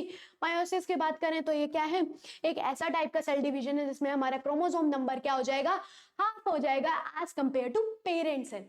अभी मैंने बताया था 46 थे, पहला मियोसिस हुआ, मियोसिस 1, जिसको हम लोग ने बोला रिडक्शनल डिवीजन, तो वो कितने हो गए थे, 23 नंबर ऑफ क्रोमोसोम्स हो गए थे, है ना। तो hence meiosis is also known as reductional division which results in the form a production of 4 cells। अब तुमने देखा भाई माइटोसिस में 2 डॉटर सेल्स बने, तो मियोसिस में 4 डॉटर सेल्स बने। बाय डिफरेंस कभी कभार आ जाता है, वैसे ज्यादा का नहीं पूछा जाता, बट एक मार्क्स में आ जाता है कि लाइक ब्रैकेट में दिया गया होगा कि आपको बताना है नंबर ऑफ डॉटर सेल्स कितने थे या नंबर ऑफ क्रोमोसोम्स बताने हैं, तो उसके हिसाब से तुम लोग कर लोगे, नहीं तो बता देती हूँ। देखो एक मिनट ना, हाँ तो यहां बताते हैं माइटोसिस मियोसिस। माइटोसिस की बात करें, नंबर ऑफ क्रोमोसोम्स की बात करते हैं, नंबर ऑफ क्रो लिखते हैं, समझ जाओगे, है ना। तो इसमें रहेंगे as same as parent cell, same as parent cell, parent cell में जितने होंगे उतने, ठीक है। इसमें क्या हो जाएंगे, half of half as half number as in parent cell, half number as in parent cell, ठीक है। अब बात करें कि कितनी स्टेजेस में होता है, स्टेजेस की बात करें तो एक स्टेज में हो जाता है 1 स्टेज, या 2 स्टेज में होता है, ठीक। Number of daughter cells, number of DAU cell, है ना। तो ये इसमें कितनी बनेंगी, 2 बनेंगे, इसमें 4 बनेंगी। भाई ये बहुत पूछा जाता है, ठीक है। इसको रिडक्शनल, इसको इक्वेशनल बोलते हैं, उसको रिडक्शनल बोलते हैं, ये भी पूछा जाता है। तो meiosis takes place in the reproductive cell, भाई कहाँ होगा, रिप्रोडक्टिव सेल्स में होगा, और 2 स्टेजेस में कंप्लीट होगा, दैट इज मियोसिस 1 और मियोसिस 2। अच्छा बता दिया है, meiosis 1 is reductional division, meiosis 2 is equational division. Reductional क्यों है, क्योंकि इसमें क्रोमोसोम नंबर हाफ हो जाता है पेरेंट सेल के कंपैरिजन में, और वो इक्वेशनल इसलिए क्योंकि उसमें हाफ नहीं होगा, जैसे उसका पेरेंट सेल 23 था तो वो उसके 23 ही रहेंगे। चलो मियोसिस 1 की बात करते हैं। ड्यूरिंग मियोसिस 1 अ डिप्लॉइड सेल, अब तुम लोग को डिप्लॉइड और हैप्लॉइड नहीं पता होगा। डिप्लॉइड मतलब होता है 2n number of chromosome, diploid मतलब होता है, डिप्लॉइड मतलब 2, डाई मतलब 2, है ना, और 2 नंबर ऑफ क्रोमोसोम होंगे तो क्या हो जाएगा डिप्लॉइड। जैसे हमारे जो रिप्रोडक्टिव सेल्स होते हैं उसमें हैप्लॉइड होते हैं, वो क्या होते हैं हैप्लॉइड, मतलब हमारे जो 46 नंबर ऑफ क्रोमोसोम्स होते हैं टोटल, तो उसमें क्या हो जाते हैं 23 हो जाते हैं, इसलिए वो क्या हो गए हाफ हो गए, हाफ हो गए मतलब n हो गए, वो हो गए 23 number of chromosome, that is haploid. Then diploid की बात करें, हमारे कोई भी स्किन का सेल ले लो, है ना, स्किन के सेल में कितने नंबर ऑफ क्रोमोसोम होंगे 46, तो वो हमारे रिप्रोडक्टिव सेल्स का क्या है दुगना है, तो इसलिए वो क्या हो गए डिप्लॉइड सेल्स हो गए, ठीक है। तो during meiosis 1 a diploid cell divides into 2 haploid cells, 2 haploid cells, पहले जानना कि 2n बनेगा n, मतलब 46 नंबर ऑफ क्रोमोसोम बनेंगे 23 एंड 23, ठीक है। फिर this division is known as reductional division, बता चुकी हूं क्योंकि क्रोमोसोम नंबर हाफ हो जाएंगे भाई डॉटर सेल्स में।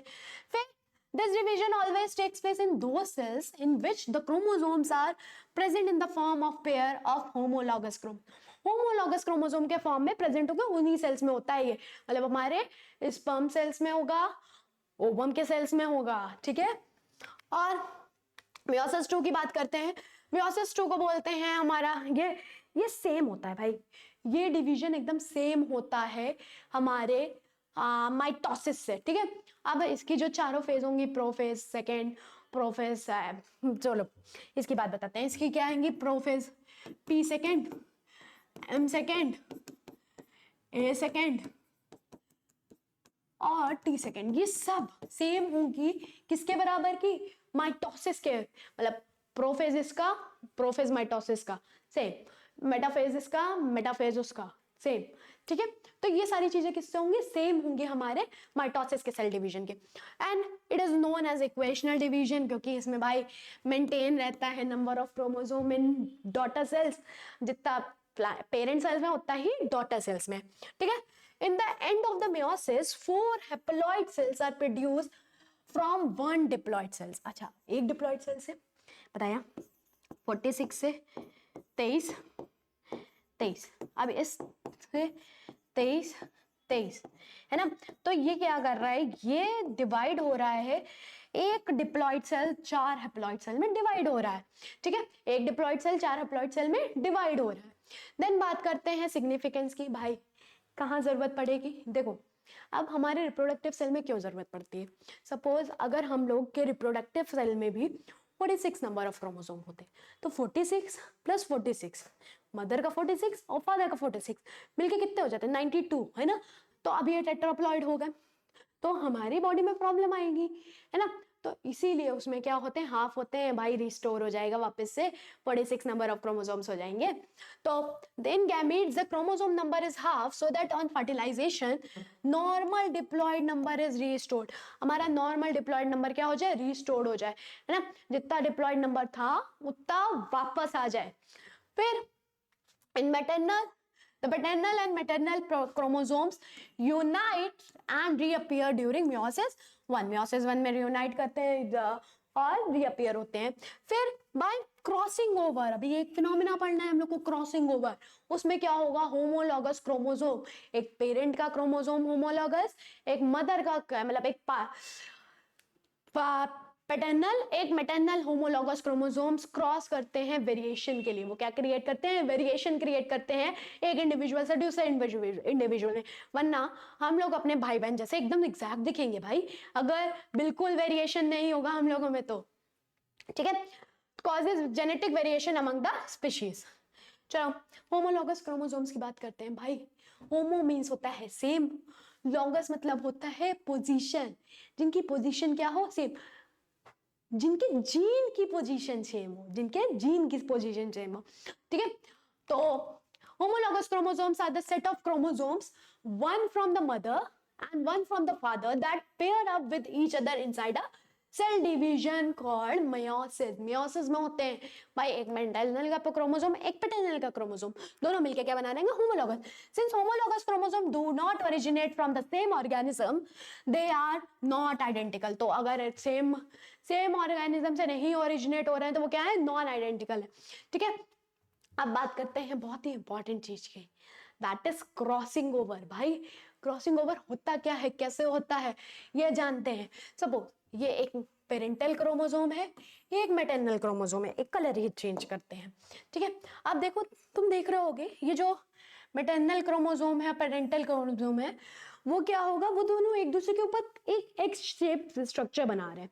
एक उसका स्ट्रैंड, एक उसका नॉन मतलब सिस्टर क्रोमैटिड, दूसरे सिस्टर क्रोमैटिड के साथ क्या बना रही है, दूसरे नॉन सिस्टर क्रोमैटिड के साथ बना रही है एक्स शेप स्ट्रक्चर। ये जो एक्स शेप स्ट्रक्चर हो रहा है उसको बोलते हैं चियाज्मा, उसको क्या बोलते हैं, चियाज्मा, ठीक है। अब इधर से क्या होगा, ये जो एक्स शेप स्ट्रक्चर बना उधर से होगा वेरिएशन, मतलब क्या होगा कि ये वाला क्रोमोसोम उसका मटेरियल ले लेगा, वो वाला क्रोमोसोम इसका मटेरियल ले लेगा, तो भाई वेरिएशन आया ना, ठीक है। This is the phenomena in which the maternal and paternal chromatids of the homologous chromosome during the first reductional division, कब, first reductional division, that is meiosis 1, link together to form chiasma। ये देखो एक maternal chromosome था, एक paternal chromosome था, तो ये जो स्ट्रक्चर बन रहा है, ये जो एक्स शेप स्ट्रक्चर बन रहा है, इसको बोलेंगे चियाज्मा। क्या बोलेंगे, चियाज्म। ठीक है, अब इसकी वजह से क्या होगा, ये जो हमारा एक्स वाला मतलब ये ब्लू वाला है वो थोड़ा सा, सॉरी ये जो ब्लू वाला है वो थोड़ा सा किसका करेक्टर ले लेगा, वो रेड वाले के करेक्टर ले लेगा, और रेड वाला किसका करेक्टर ले लेगा, थोड़ा सा ब्लू वाला का करेक्टर ले लेगा। करेक्टर मतलब जीन, है ना। तो देखो ये हुआ कि उसने रेड वाले का थोड़े से जीन ले लिया और इसने ब्लू वाले के थोड़े से जीन ले लिया, through which exchange of genetic material takes place resulting in the genetic recombination। अब भाई इसकी वजह से क्या होगा, वेरिएशन होगा, इसीलिए हम लोग अपने भाई बहन जैसे नहीं दिखते एकदम एग्जैक्ट, है ना, क्योंकि हम लोग में जेनेटिक वेरिएशन होता है। तो भाई ये हो गया हमारा क्रॉसिंग ओवर। देन हम लोग बात करते हैं क्रोमोसोम की, भाई स्ट्रक्चर पढ़ना है क्रोमोसोम का, है ना। अब उसकी बात करते हैं। देखो हम लोग को पता है क्रोमोसोम्स में होते हैं जीन, वो जो हमें मिलते हैं मम्मी और पापा से, है ना। तो कैसा स्ट्रक्चर है पहले वो तो जानते हैं भाई, क्रोमोसोम बना कैसे है ना। क्रोमोसोम की बात करें, क्रोमो मीन्स तुम जानते हो, क्रोम मतलब ही क्या है, कलर, जोम मतलब क्या है, बॉडी। अब colourful body is known as chromosome. नहीं, क्रोमोसोम कलर नहीं होते, कलर से नहीं बने होते। क्या होता है, जब हम लोग किसी भी चीज को मतलब किसी भी सेल को माइक्रोस्कोप के अंदर देखते हैं तो उसमें ऐसे ही कुछ नहीं दिख जाता, हम लोग को डाई डालनी पड़ती है ना। तो क्रोमोसोम्स को देखने के लिए हम लोग को खूब सारी डाई डालनी पड़ती है, खूब सारा कलर डालना पड़ता है, इसीलिए जब ये विजिबल होते हैं तो कलर ज्यादा दिखता है, तो इसीलिए इनको बोलते हैं कलरफुल बॉडी। इनको क्या बोलते हैं, कलरफुल बॉडी। तो ये कैसे हैं, स्मॉल है, थिक है, रॉड लाइक स्ट्रक्चर है, और ये कहाँ प्रेजेंट है, न्यूक्लियस में, पता है हमें न्यूक्लियस में प्रेजेंट है हमारे, ठीक है। और ये क्या है, clearly seen during the cell division. कब देख सकते हो, सेल डिवीजन। और सबसे सही तुम इसको देख सकते हो मेटाफेज पे, क्योंकि सारे कहाँ अराइज होते हैं, एक मेटाफेज प्लेट पे अराइज होते हैं, तो इसलिए तुम इनको कायदे से देख सकते हो मेटाफेज प्लेट पे, ठीक है। फिर the word chromo comes from two word, that is chrome means color, बता दिया, कलर होता है क्रोम मतलब, सोम मतलब होता है बॉडी, तो दिस आर कलरफुल बॉडीज, ठीक है। अब chromosomes are the chromatin material inside the nucleus. अब देखो जब डिवीजन नहीं हो रहा होगा तो भाई एक थ्रेड लाइक स्ट्रक्चर होंगे, कॉइल्ड, है ना। अब हाईली कॉइल्ड नहीं होंगे, नॉर्मली कॉइल्ड होंगे। हाईली कॉइल्ड कब होंगे, जब ये क्रोमोसोम बनाएंगे, जब ये क्रोमोसोम बनाएंगे तो ये हाईली कॉइल्ड हो जाएंगे, है ना, बहुत ज्यादा सुपरफाइड हो जाएंगे। अब बात करते हैं, chromosome consist of histone protein and DNA. कितना क्या है, डीएनए भी है और हिस्टोन प्रोटीन भी है। During cell division different stages are distinguished based on the location and shape of the chromosome. कहाँ पे लोकेटेड है, अभी हम लोग यही देखा कि क्रोमोसोम अभी न्यूक्लियस में लोकेटेड था, फिर प्लेट पे आया, फिर अपोजिट पोल पे जाने लगा, फिर वो वापस से थ्रेड लाइक स्ट्रक्चर बन गया। हम लोग ने इसी से तो नोटिस करा भाई, अलग अलग phases. Then the term chromosome was coined by Voltaire in 1888 में दिया गया है ये वर्ड, ठीक है। अब स्ट्रक्चर की बात करते हैं। Chromosomes has the following structure. पहला इज क्रोमैटिड।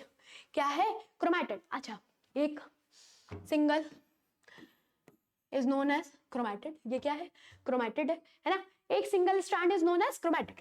अब दो बन जाए तो ये क्या हो जाएंगी, sister chromatids। ये क्या हो जाएंगे, sister chromatids। A chromosome consists of two symmetrical structure called chromatids. The chromatids are attached to each other through centromere। कहाँ से अटैच्ड है, ये है हमारा सेंट्रोमियर, इससे अटैच्ड है। ये देखो, ये है क्रोमैटिड एक, ये है क्रोमैटिड दो। दोनों क्रोमैटिड ने क्या किया, रेप्लिकेट किया डिवीजन के टाइम पे, और बनाई सिस्टर क्रोमैटिड अपने लिए ही, और उसने भी बनाई सिस्टर क्रोमैटिड अपने ही लिए ही, है ना। अब बात करते हैं क्रोमोनेमा की। किसकी बात करते हैं, क्रोमोनेमा। अब क्रोमोनेमा क्या है, वो अर्ली स्टेज में जो क्रोमैटिड है जो क्या है, कंडेंस होना स्टार्ट हो रही है। देखो, a chromonema represent a chromatid in the early stage of condensation. Condense होना स्टार्ट हो रही है तो वो जो क्रोमैटिन है उसको बोलते हैं क्रोमोनेमा, मतलब कंडेंस होना स्टार्ट ही हो रहा है, ठीक है। The chromonemata forms the gear bean portion of the chromosome। अब क्रोमोनेमेटा क्या है, हमारा जियर बीन पोर्शन, जहां पे क्या होगा, जियर कह रहा है, जीन बीन बियर पोर्शन है जहां पे जीन होगा, है ना। तो ये देखो क्रोमोनेमा कहाँ गया, क्रोमोनेमेटा, ये क्या क्रोमोनेमेटा, यहाँ पे क्या है, कि हमारा जीन बियर पोर्शन है, यहाँ पे जीन कोई ना कोई मिलेगा। जीन क्या करेंगे, कोई ना कोई प्रोटीन बनाएंगे, है ना। अब क्रोमैटिन की बात करें, the chromatin material is made up of 40% DNA. कितना परसेंट डीएनए? 40% डीएनए। हाँ, 60% हिस्टोन प्रोटीन है। कौन सा प्रोटीन है भाई? प्रोटीन याद रखना कौन सा है, पूछा जाता है किस प्रोटीन से बना हुआ है हमारा क्रोमोसोम, तो किस प्रोटीन से बना हुआ है? हिस्टोन प्रोटीन से बना हुआ है, ठीक है। The chromatin fibres are actually very long structure of DNA coiled again and again. Chromatin fibre है क्या? एक डीएनए है। डीएनए जानते हो ना, डबल स्ट्रैंड स्ट्रक्चर। हाँ, तो ये डबल स्ट्रैंड स्ट्रक्चर बहुत ही हाईली कॉइल्ड फॉर्म में होगा, उसको ही क्या बोल दिया हम लोगों ने? उसको ही हम लोगों ने क्रोमैटिन फाइबर बोल दिया है। A DNA strands make loops around a polymer of 8 histone protein। अब सुनो, अब इसको बनाते हैं, पहले डीएनए बनाते हैं। ये यार रुक जाओ, दोबारा बनाते हैं, छोटा छोटा बनाते हैं, ठीक है। अब इसमें होंगे 8 हिस्टोन प्रोटीन, 8 हिस्टोन कहीं कहीं जगह पे। 4 ये होगा, 4 इसके पीछे, ऐसे ही 4 ये होगा, 4 इसके पीछे, 4 ये होगा, 4 इसके पीछे। अब ये जो स्ट्रक्चर दिख रहा है, DNA plus histone protein, DNA और हिस्टोन प्रोटीन का जो स्ट्रक्चर दिख रहा है, इसको हम लोग बोलते हैं, इस पूरे स्ट्रक्चर को बोलते हैं न्यूक्लियोसोम। इसको क्या बोलते हैं? Nucleosome. DNA plus 8 histone protein is known as nucleosome, ठीक है। अब देखो, क्रोमोसोम को हम लोगों ने खोला खोला खोला, क्रोमैटिन फाइबर बना। क्रोमैटिन फाइबर में ये देखो 8 हिस्टोन प्रोटीन मिला के क्या बना रहे हैं? DNA. 8 histone protein plus DNA क्या बना रहा है हमारा? न्यूक्लियोसोम, ठीक है। Each unit of 8 histone protein with DNA strands is called nucleosome. भाई डेफिनेशन बहुत पूछी जाती है न्यूक्लियोसोम की। 8 histone protein plus DNA, 8 histone protein plus DNA is known as हमारा न्यूक्लियोसोम, ठीक है। अब this super coiled structure is coiled again making super coiled. अब ये जो क्वाइल्ड स्ट्रक्चर है, ये और क्वाइल्ड होगा और क्वाइल्ड होगा और क्रोमोसोम बनाएगा सुपर क्वाइल्ड, ओके, ठीक है। अब क्रोमोसोम का साइज की बात करें तो हम लोग क्रोमोसोम का साइज कब नापते हैं? मेटाफेज पे। भाई तभी तो एकदम कायदे का दिख रहा है ना। तो मेटाफेज स्टेज पे नापते हैं, ठीक है। तो it varies from 0.25 micrometre to 30 micrometre. 0.25 से 30 है, ठीक है। अब ये the size of some chromosomes is 3 micrometre, किसी का 3 माइक्रोमीटर है, जैसे फ्रूट फ्लाई में 5 माइक्रोमीटर इन मेन मतलब हम लोग भी हैं, वुमेन्स भी है, ठीक है। मेंस में हम वुमेन्स भी आते हैं, तो ये ना सोचना कि हम नहीं हैं। तो 8 micrometre to 12 micrometre in men's. तो ये सारे हमारे अलग अलग साइज वेरी करता रहता है। ये नहीं जरूरी है कि जितना बड़ा साइज इंसान का उतना बड़ा साइज क्रोमोसोम का, ये जरूरी नहीं है, ठीक है। चलो क्रोमोसोम्स नंबर की बात करते हैं। अच्छा आप सोचो, क्या सारे ऑर्गेनिज्म में नंबर ऑफ क्रोमोसोम सेम होते हैं? हाँ कि ना? तुम लोग बताओ। नहीं होते, है ना। क्योंकि अब एक और क्वेश्चन, अगर एक हाथी की बात करें, चलो हाथी की नहीं यार, एक चूहे की बात करें और एक अपनी बात करें, किसके पास नंबर ऑफ क्रोमोसोम ज्यादा होंगे? हैं भाई, साइज डिपेंड नहीं करता, एनिमल का साइज चाहे जो भी हो, नंबर ऑफ क्रोमोसोम ज्यादा भी हो सकते हैं हमसे, ठीक है। चलो, the number of chromosomes remain constant in the cell of each species.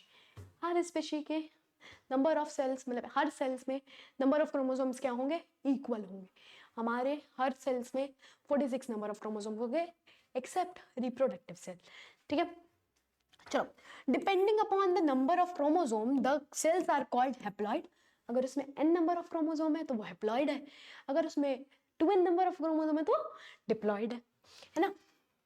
The size of organism has no relation with its number of chromosome. दिमाग में डाल लो भाई, साइज का कोई रिलेशन नहीं है क्रोमोसोम के नंबर से। अब number of chromosomes of some species are given below. ये देखो, ये हमारे कुछ स्पीशीज के हैं, है ना। तो फ्रूट फ्लाई के 8 नंबर है, राइस का 24 है, टोमेटो का 24 है। अब देखो राइस और टोमेटो 24 ही हैं दोनों में बराबर। देखो चिकन में देखो 78 हमसे ज्यादा, समझ रहे हो। रैट में देखो 46, 40 सॉरी 46 कह दिया, सॉरी 40। ह्यूमंस में देखो 46, चिंपैंजीज में देखो 48, है ना, डॉग्स 78। समझ रहे हो, मतलब साइज डिपेंडेंट नहीं है हमारे नंबर ऑफ क्रोमोसोम, और हर स्पीशी में सेम नंबर ऑफ क्रोमोसोम होंगे, हर स्पीशी, मतलब वो स्पीशी सेम होनी चाहिए, ठीक है। चलो अब फंक्शन की बात करें क्रोमोसोम्स के, क्या काम है भाई? पहले तो हमारा लिंक है बिटवीन एक जनरेशन टू दो जनरेशन, है ना, एक जनरेशन से दूसरी जनरेशन क्या है, लिंक है, only link between the two generation. अब क्या करता है, कंट्रोल करता है कुछ स्ट्रक्चरल प्रोटीन को, है ना, जो हेल्प करते हैं सेल के डिवीजन में, सेल को रिपेयर करने में और सेल के ग्रोथ में। They control the synthesis of control structural protein, कुछ प्रोटीन्स के स्ट्रक्चर को, ठीक है, जो हमारे किस में हेल्प करेंगे, डिवीजन में, रिपेयर में और सेल की ग्रोथ में। फिर भाई अच्छा तुम लोगों ने पढ़ा है शायद शायद शायद शायद शायद we have 23 pairs of chromosomes. हम लोग जानते हैं हमारे पास कितने नंबर ऑफ क्रोमोसोम्स है, 23 पेयर्स है, ठीक है। Out of which 22 pairs are autosome. वो क्या है, ऑटोजोम है, मतलब मेल्स में भी सेम और फीमेल्स में भी सेम। Then one pair is 6 chromosome. ये भी हम लोग जानते हैं कि एक पेयर क्या है, 6 क्रोमोसोम है ना। तो अब मेल्स के केस में वो 6 क्रोमोसोम क्या होता है, वो XY होता है, और फीमेल्स के केस में वो XX होता है, ठीक है। Through the process of crossing over chromosomes induce variation. अब क्रॉसिंग ओवर होगा तो भाई वेरिएशन होगा, बताया मैंने, जैसे कि, ठीक है, क्रोमोसोम्स अंडरगो म्यूटेशन मतलब होता है सडन चेंज। अच्छा म्यूटेशन अभी हम लोग अगले चैप्टर में पढ़ेंगे भाई, इसके बाद हम लोग जेनेटिक्स ही कवर करने वाले हैं, बहुत इंपॉर्टेंट चैप्टर वो भी है, तो जेनेटिक्स ही कवर करेंगे, और कंट्रीब्यूट करता है इवोल्यूशन में, ठीक है। अब हम लोग बात करें तो they control cell metabolism. Chromosome का काम क्या है, सेल के मेटाबॉलिज्म को भी कंट्रोल करना। अब भाई 4 टाइप के सेल्स होते हैं, 4 टाइप के क्रोमोसोम्स होते हैं। अगर टाइप्स ऑफ क्रोमोसोम मैंने बताया कब देखेंगे, जब एनाफेज में उसको अपोजिट पोल्स पे खींच रहे होंगे, तब उसकी जो शेप बनती है उसके अकॉर्डिंग हम लोग ने इसको डिवाइड किया है, ठीक है। तो टाइप्स की बात करें, position of centromere varies in different chromosomes. The two arms of the chromatid may be equal or unequal depending upon the position of centromere। Centromere कहाँ उसकी कहाँ पोजीशन है उसके अकॉर्डिंग। सपोज ये क्रोमोसोम है, ठीक, ये क्रोमोसोम है। अब इस क्रोमोसोम में मैंने कहा सेंट्रोमियर यहाँ बीच में, तो सेंट्रोमियर बीच में ये अलग पोजीशन बनाएगा, जब हम लोग इसको खींचेंगे ये वी शेप बनाएगा, जब यहाँ करेंगे तो ये कौन सी बनाएगा, एल या टी शेप बनाएगा, है ना। तो जैसे जैसे जितना ऊपर जाएगा क्रोमोसोम में सेंट्रोमियर, उतनी अलग अलग उसकी क्या आएगी, उसका शेप आएगी। Based upon the position of centromere the chromosomes are characterized into 4 parts, metacentric, sub metacentric, acrocentric और टीलोसेंट्रिक। 4 है, मेटा, सब मेटा, एक्रो और telo. Meta, sub meta, acro और टीलो, ठीक है। 4 टाइप के हैं। मेटासेंट्रिक की बात करें भाई, जब इसको पीछे खींचेंगे, एकदम बीच में है इसमें वो सेंट्रोमियर, इसको जब पीछे खींचा जाएगा एनाफेज में, तो ये क्या बनाएगा, वी शेप बनाएगा। तो centromere is present in the centre में प्रेजेंट है दोनों आर्म्स के, और during anaphase such chromosomes appear V in shape, खींचा जाएगा वी शेप दिखेगा, ठीक है। देन आता है सब मेटासेंट्रिक, मतलब थोड़ा सा ऊपर हुआ, तो ये मिडिल से थोड़ा सा ऊपर हो गया, है ना। तो इसमें क्या होगा, centromere is slightly away from the centre so that one arm is slightly larger than the other arm. एक आर्म लार्ज होगा, थोड़ा सा बड़ा होगा, और उसमें कैसा वो दिखेगा, एनाफेज में एल शेप दिखेगा। कैसा दिखेगा, एल शेप। देन आता है हमारा एक्रोसेंट्रिक में क्या होता है, the centromere is present one near and of the chromatid so that one arm is larger than the other. तो अब एकदम मतलब हमारे किसके पास होगा, क्रोमैटिड के एंडिंग से थोड़ा पास होगा, तो एक आर्म बहुत लार्ज होगा, और ये कौन सी शेप बनाएगा, ये जे शेप बनाएगा। फिर आता है हमारा टीलोसेंट्रिक, एकदम टॉप पे, the telocentric is present at the one and of the chromosome, एकदम टॉप पे है, ठीक है। तो ये कैसे शेप बनाएगा, ये टी शेप बनाएगा जब इसको एनाफेज में पीछे खींचा जाएगा। तो ये होगा चारों टाइप के, है ना, मेटा, सब मेटा, एक्रो और टीलो, ठीक है। मेटा वाला वी शेप बना रहा था, सब मेटा वाला एल शेप बना रहा था, एक्रो वाला जे शेप बना रहा था और ये वाला टी शेप बना रहा है। तो अब बात करते हैं न्यूक्लिक एसिड की, दैट इज हमारा क्या, डीएनए और आरएनए। हम लोग को किसकी बात करनी है, हमारे प्यारे डीएनए की और हमारे प्यारे आरएनए की। अच्छा, डीएनए की फुल फॉर्म क्या है, डीऑक्सी राइबो न्यूक्लिक एसिड, और आरएनए का फुल फॉर्म क्या है, राइबो न्यूक्लिक एसिड, ठीक है। याद रखना, डीऑक्सी राइबो न्यूक्लिक एसिड है, राइबो न्यूक्लिक एसिड, कभी कभार फुल फॉर्म भी पूछ लेते हैं। देन बात करते हैं न्यूक्लिक एसिड की। तो न्यूक्लिक एसिड वो केमिकल्स वो है, कंपोजिशन है हमारे क्रोमोसोम के जो दो टाइप्स के हैं। Chemical analysis of chromosome shows two type.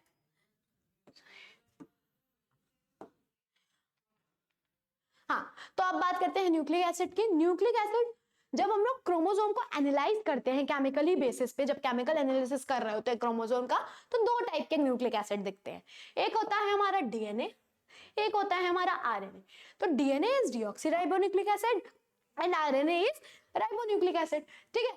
कब किसने डिस्कवर किया, मिशन ने डिस्कवर किया है, ठीक। Nucleic acid has complex chemical structure composed of pentose sugar. क्या होगी उसमें, 5 कार्बन की शुगर, 5 कार्बन की शुगर, ऐसा कुछ डायमंड लाइक स्ट्रक्चर दिखेगा ऐसा, ठीक है। 5 कार्बन की शुगर हो गई। नाइट्रोजनस बेसिस होगा, 4 नाइट्रोजनस बेसिस होते हैं। डीएनए के केस में एडेनिन, ग्वानिन, थाइमिन, साइटोसिन, और आरएनए के केस में थाइमिन की जगह यूरेसिल आ जाता है, ठीक है। और फॉस्फोरिक एसिड PO4, क्या, फॉस्फोरिक एसिड, ठीक है। अब डीएनए की बात करें तो स्ट्रक्चर की बात करें तो कैसा होता है, डबल हेलिकल स्ट्रक्चर। पहली चीज ladle like structure, double helical, ठीक है।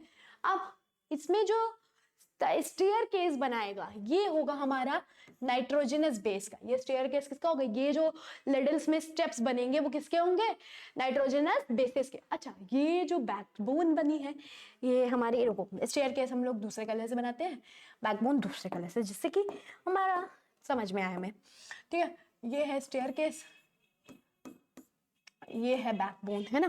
तो बैकबोन बनी है हमारी पेंटोज शुगर और फॉस्फेट की, बैकबोन बनी है पेंटोज शुगर और फॉस्फेट की, और स्टेयर केसेस के वो स्टेप्स बने हैं वो किससे, वो बने हैं नाइट्रोजनस बेसिस से, ठीक है। अब बात कर लेते हैं क्या शेप ऑफ डीएनए मॉलिक्यूल किसने करी है, रोजलिंड फ्रैंकलिन ने करी है 1953 में।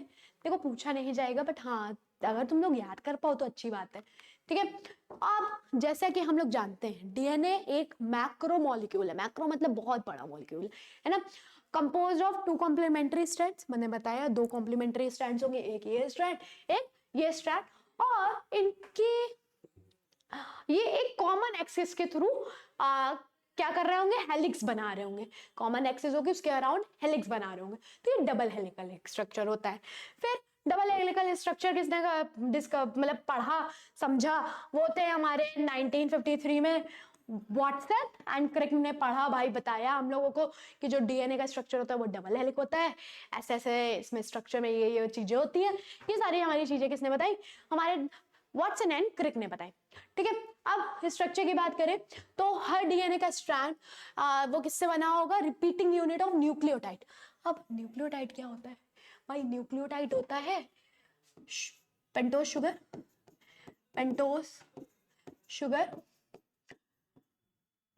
Plus phosphate plus phosphate plus nitrogenous bases N2 base. ये तीनों चीज मिलके क्या बनाती है, हमारा न्यूक्लियोटाइड बनाती है। ये तीनों चीज मिलके बनाती है न्यूक्लियोटाइड। आप देखो which have 3 components, phosphate, sugar that is pentose, arranged lengthwise and a nitrogenous base attached to the sugar. sugar से क्या attached होगा, nitrogenous base। nitrogenous base किससे attached होगा, sugar से, याद रखना, ठीक है। ये देखो कुछ ऐसा दिखता है भाई, ये हमारा मतलब ये तो हम लोगों ने एकदम सीधा बनाया है, वरना ये हेलिकल होता है। तो ये कुछ ऐसा दिखता है, ये हमारा हो गया क्या, नाइट्रोजनस मतलब पेंटोज शुगर और पेंटोज शुगर और फॉस्फेट की बैक हो गई, बैकबोन हो गई, और स्टेयरकेसेस किसके हो गए, वो हो गए हमारे नाइट्रोजनस बेसिस के। ये देखो ये बेसिस हो गए, ये स्टेयरकेस, ये एक नाइट्रोजन मतलब ये पेंटोज शुगर हो गई, ये वो हो गया फॉस्फेट ग्रुप, है ना। तो पी, ये जो येलो कलर है वो फॉस्फेट को डिनोट कर रहा है, और ये जो डायमंड शेप है वो किसको डिनोट कर रही है, डिऑक्सीराइबोज शुगर को, ठीक है। अब ये ऑरेंज वाला है एडेनाइन, ब्लू वाला है थाइमाइन, ग्रीन वाला है साइटोसाइन, और रेड वाला है ग्वानाइन, ठीक है। अब देखो लिखा हुआ है शुगर फॉस्फेट की बैकबोन है ना, बैकबोन किसकी है, शुगर फॉस्फेट की।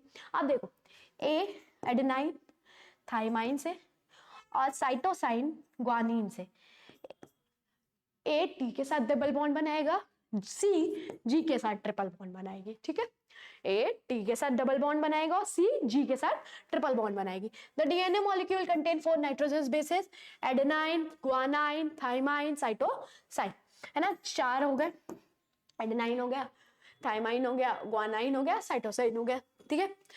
अब adenine will combine with thymine and guanine with combine with cytosine. Adenine combine होगा थाइमाइन के साथ, ग्वानाइन कन्वर्ट करें कंबाइन होगा साइटोसाइन के साथ, ठीक है। अब हम लोगों को बहुत ही इंपॉर्टेंट चीज पढ़नी है, और ये ना हम लोगों की लेक्चर का ये लास्ट चीज है, that is replication of DNA. हम लोग को बहुत ही डिटेल में नहीं पढ़ना है, ये 12th में बहुत डिटेल में पढ़ाया जाता है भाई, ठीक है। लीडिंग स्ट्रैंड, लैगिंग स्ट्रैंड सब पढ़ाया जाएगा इसको 12th में। तो देखो during interphase of cell cycle, हम लोग जानते हैं इंटरफेस की सेल साइकिल में each DNA molecule duplicates in order to get distributed equally in 2 daughter cells, produces during mitosis. अब जो 2 डॉटर सेल्स बनेंगे उसमें दोनों में इक्वल अमाउंट जाए, इसलिए वो क्या करेंगे, डुप्लीकेट करेंगे, है ना। डुप्लीकेशन होता कैसे कि भाई डीएनए की ये जो स्ट्रैंड्स है वो ओपन होती हैं, फिर उसमें नया डीएनए बनना स्टार्ट होता है ना, और पूरा ओपन होते वो पूरा डीएनए बन जाता है। देखो और यहाँ पे बहुत ज्यादा लिखा है लीडिंग स्ट्रैंड, लैगिंग स्ट्रैंड, हम लोग को इतना नहीं पढ़ना है, हम लोग को जब जानना है, देखो ये एक हेलिकेज एंजाइम होता है जो हमारे उसको तोड़ता है, क्या बोलते हैं, स्ट्रैंड्स के बीच के बॉन्ड को तोड़ता है। देखो और देखो भी स्टार्टिंग होने दो इसकी, हाँ ओकाज़की फ्रैगमेंट आ गए, हाँ देखो अब क्या होगा, ये देखो हेलिकेज आया, उसने डीएनए के स्ट्रैंड्स को तोड़ा, एक हमारे प्राइमरेज आए तो उन्होंने क्या बनाना स्टार्ट किया, हमारा डीएनए का स्ट्रैंड बनाना स्टार्ट किया। In this process of application the DNA double helical opens at one end, एक एंड से ओपन हो रहा है, और making the 2 strand free to which new strand begins to form. अब 2 स्ट्रैंड यहाँ से बनना स्टार्ट हो जाएंगे, ठीक है। अब this process continue in the sequence for the whole DNA, for the whole length of the DNA molecule। ये चीज चलती रहेगी और DNA molecule हमारा बन जाएगा, पूरा 1-2 पार्ट्स में डिवाइड हो जाएगा, ठीक है। तो ये तो था हमारा क्या, रेप्लिकेशन ऑफ डीएनए। अब देखो अब हम लोगों को ना ये चैप्टर खत्म हो गया है, ठीक है। इस चैप्टर में अब ऐसा कुछ बचा नहीं है, मतलब कुछ ही नहीं बचा है जो तुम लोगों को पता होना चाहिए। तुम लोगों को बता दिया मैंने क्या क्या आता है, तुम लोगों को पता चल गया है उसको कैसे बताना है। जैसे कि तुम लोगों को क्या पढ़ के जाने, डायग्राम्स पढ़ के जाने हमारे, कौन से फेजेस के, प्रोफेज, मेटाफेज, एनाफेज, टीलोफेज, क्योंकि कोई भी डायग्राम दे सकते हैं और बोल देते हैं भाई इसके पहले या आगे वाला पीछे वाला बनाओ, ठीक है। कुछ भी बोल देंगे भाई, पूछ लेंगे कि इसमें ये 1 लेबलिंग क्या है, 2 लेबलिंग क्या है, और स्ट्रक्चर ऑफ क्रोमोसोम में भाई न्यूक्लियोसोम जरूर पढ़ लेना, बहुत इंपॉर्टेंट है न्यूक्लियोसोम हम लोग को याद नहीं रहता है कि क्या होता है। 8 हिस्टोन प्रोटीन, डीएनए का strand makes nucleosome, 8 histone protein और डीएनए का स्ट्रैंड, ठीक है। तो आज के लिए ही इतना ही। अब हम लोगों को अगला चैप्टर जो स्टार्ट करना है वो है हमारा जेनेटिक्स, और हम लोग उस चैप्टर को बहुत ही डिटेल में, जैसे ये चैप्टर कंप्लीट करा है वैसे ही उस चैप्टर को भी कंप्लीट करेंगे। तो आज के लिए इतना ही।